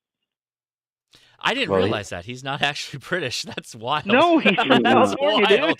I did not know that. I did not know that. He's got that Billy Idol feel to him. Very much so. And, Well, that was his and whole it's like- thing. That was his whole thing when the first couple episodes when he rolls in with Drusilla, right? Drusilla is they roll in with an old caddy that they have all spray painted out. Yeah. Yeah. Oh man, that was we're, good. We're gonna be here all night talking. Oh about my this god, stuff. I know the views have already died out like completely when we start talking about this stuff. But hey, that's what I'm here for. Yeah. This is always one of my favorite things when we start talking about what to watch. Yeah, me too. Yeah, well, Jason Momoa will always be from Stargate. Yeah. Wait, that Jason too. Momoa came from Stargate? I didn't know Yes, that. He was in Atlantis. yes. Yeah, Atlantis. And that's where that's the first time I ever saw him. And see, the thing was, Jewel State was also in Atlantis. She was the I doctor. didn't know that. Okay. Yeah, she was the doctor. Damn. Oh man, so many good feels. I got all these I good know. feels back. I went from Chris talking about the potentials of these amazing antennas, and now I'm getting all the good feels of some hard sci-fi. Now, the big thing I'm looking forward to: Henry Cavill with a 40K, a proper 40K show. I am so nuts about that. Dwisby, I saw it. I love 40K so much. I love it. Because I love it because I hate it. It is so dark. It is so dark.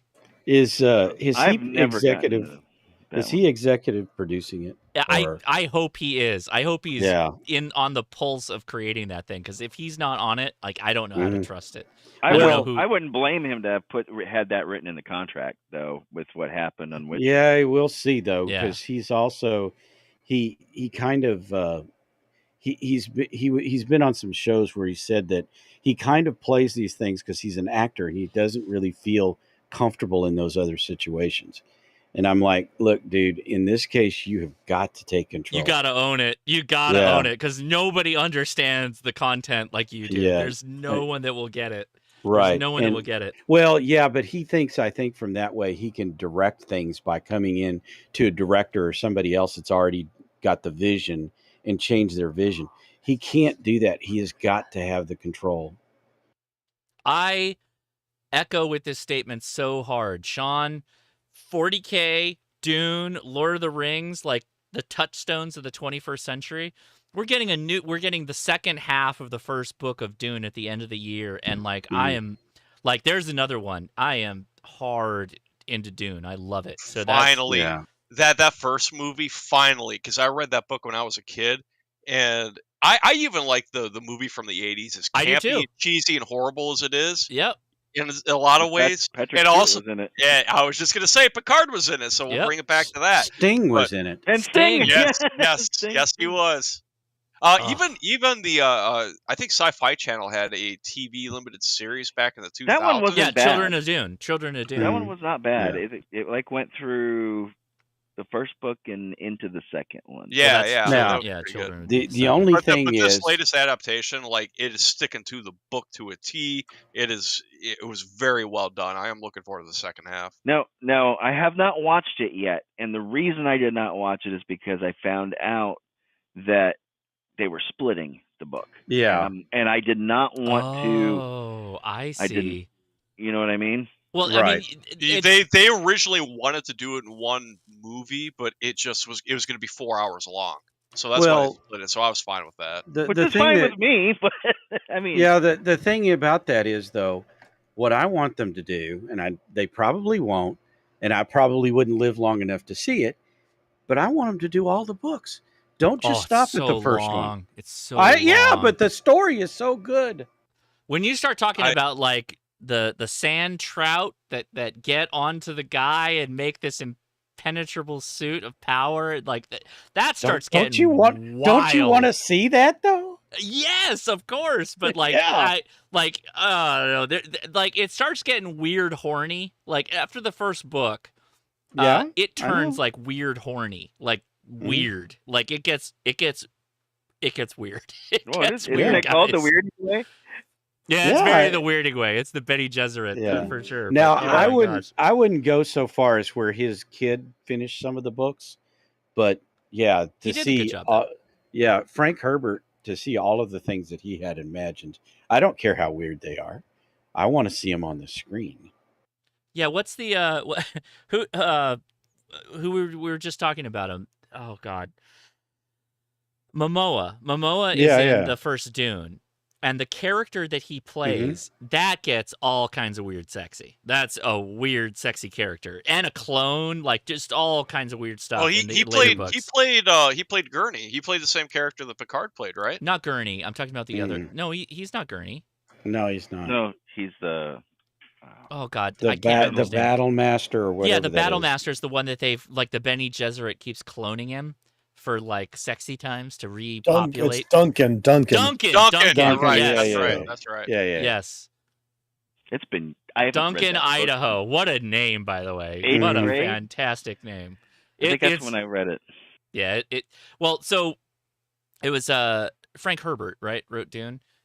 Is that Mhm, right? yeah. Yeah. Frank Herbert, yeah. So there was a period of time where Frank Herbert was actually his wife, who I believe was battling with cancer, and she passed away. And like when she passed, I believe it was after the first book. And then he starts driving convertibles and like dating women that are way younger than him because he's got all this like mad Money. clout now.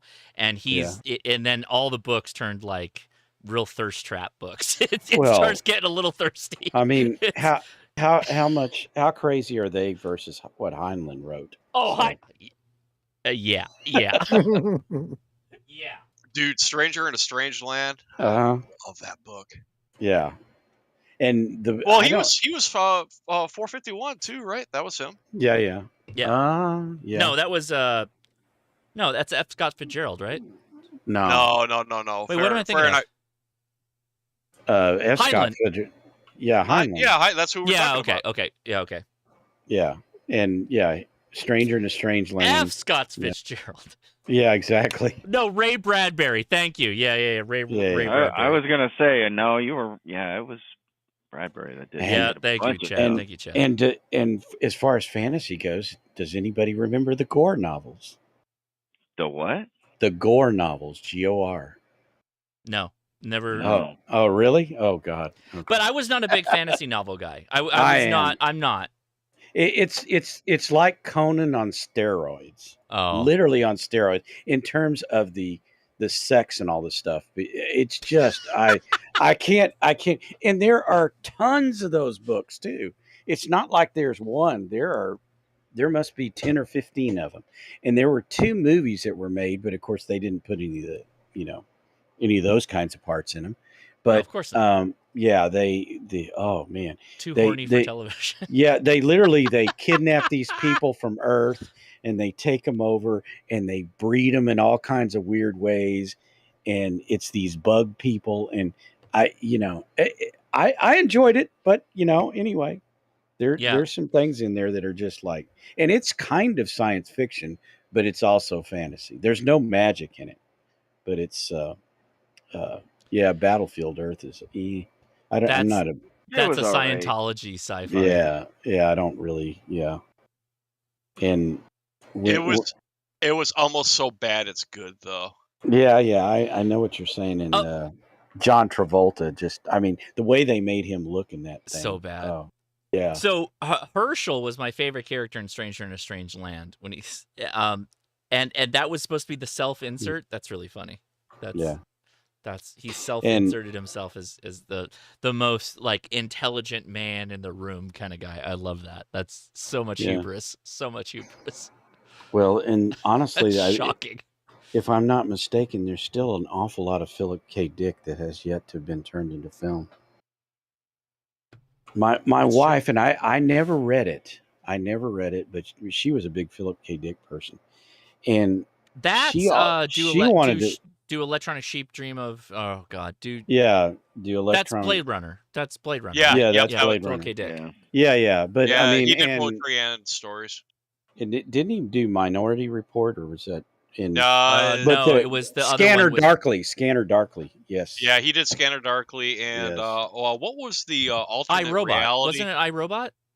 Or the No, that's iRobot was awesome. Yeah, Asimov. That Okay. show that was on a couple years ago, Man in the High Castle. That was Philip K. Yeah, Dick. yeah, that was him. Which, by the way, is a fantastic show.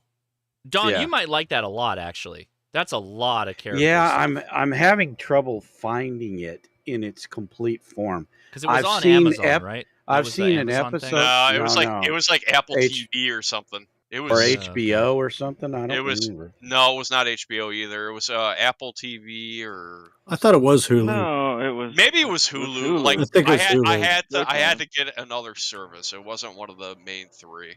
Yeah, it wasn't, and I had Disney Hulu, and I don't remember being able to see it on there. I do remember having access to it, but only like one episode here and one episode there, kind of thing. Like the first couple episodes, and then it was gone. We're gonna watch. So it's on Prime. It might, yeah, could All be. right. And again, I I got a just couldn't kid. find it all. I got Ben coming in to tell me it's time to watch ABC. So we're gonna go Mm. watch American Born Chinese. ABC, BBD, the West there Coast was family. something else I was gonna recommend. It was not Man in the High Tower. Oh, Well.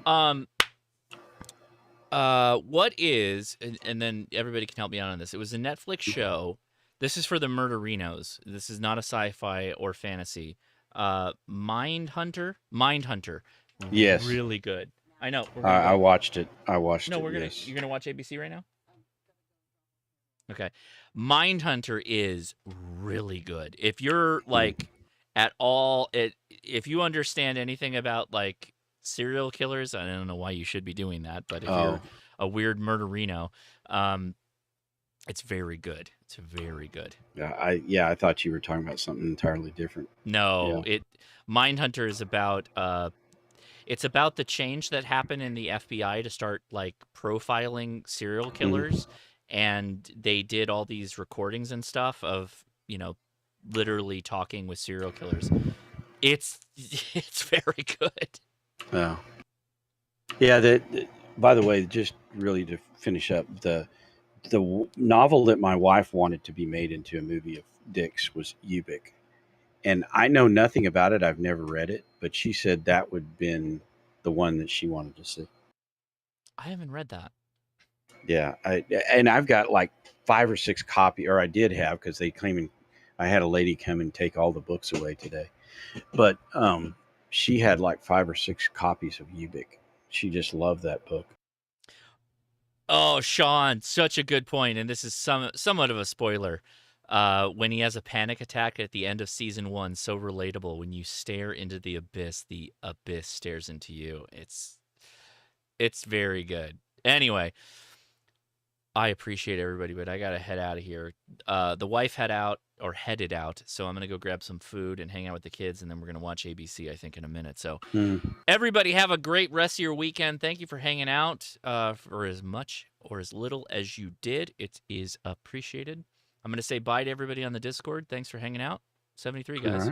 73, Josh. 73. 73. All right. Thank you, guys. Appreciate it. All right. For everybody that's still watching on the YouTube and Twitch, so again, next weekend is going to be a Friday-only Patreon stream, and then I'll be back again on Saturday. I don't know what the topic's going to be on, but it's going to be fun. I promise. I've got a couple of options I'm going to run with, and it could even be clandestine radio. I haven't thought about that yet. That's probably got to be a standalone video. I'll have to work it out. Anyway, thanks so much for watching. There's what is that, a baloney? That's horrible. Just horrible. Thank you again. Enjoy the memes. I'll play you out. Have a great rest of your weekend, and I'll talk to you soon. 73.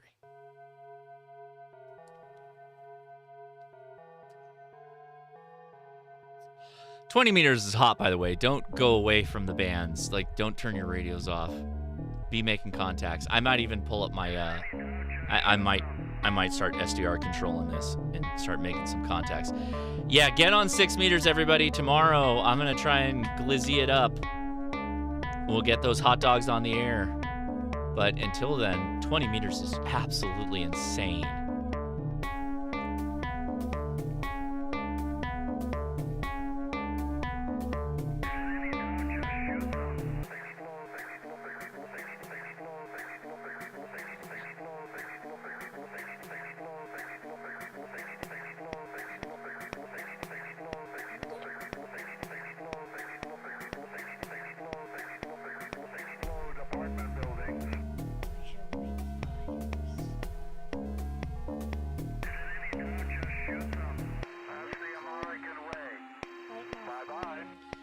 Take it easy, everybody.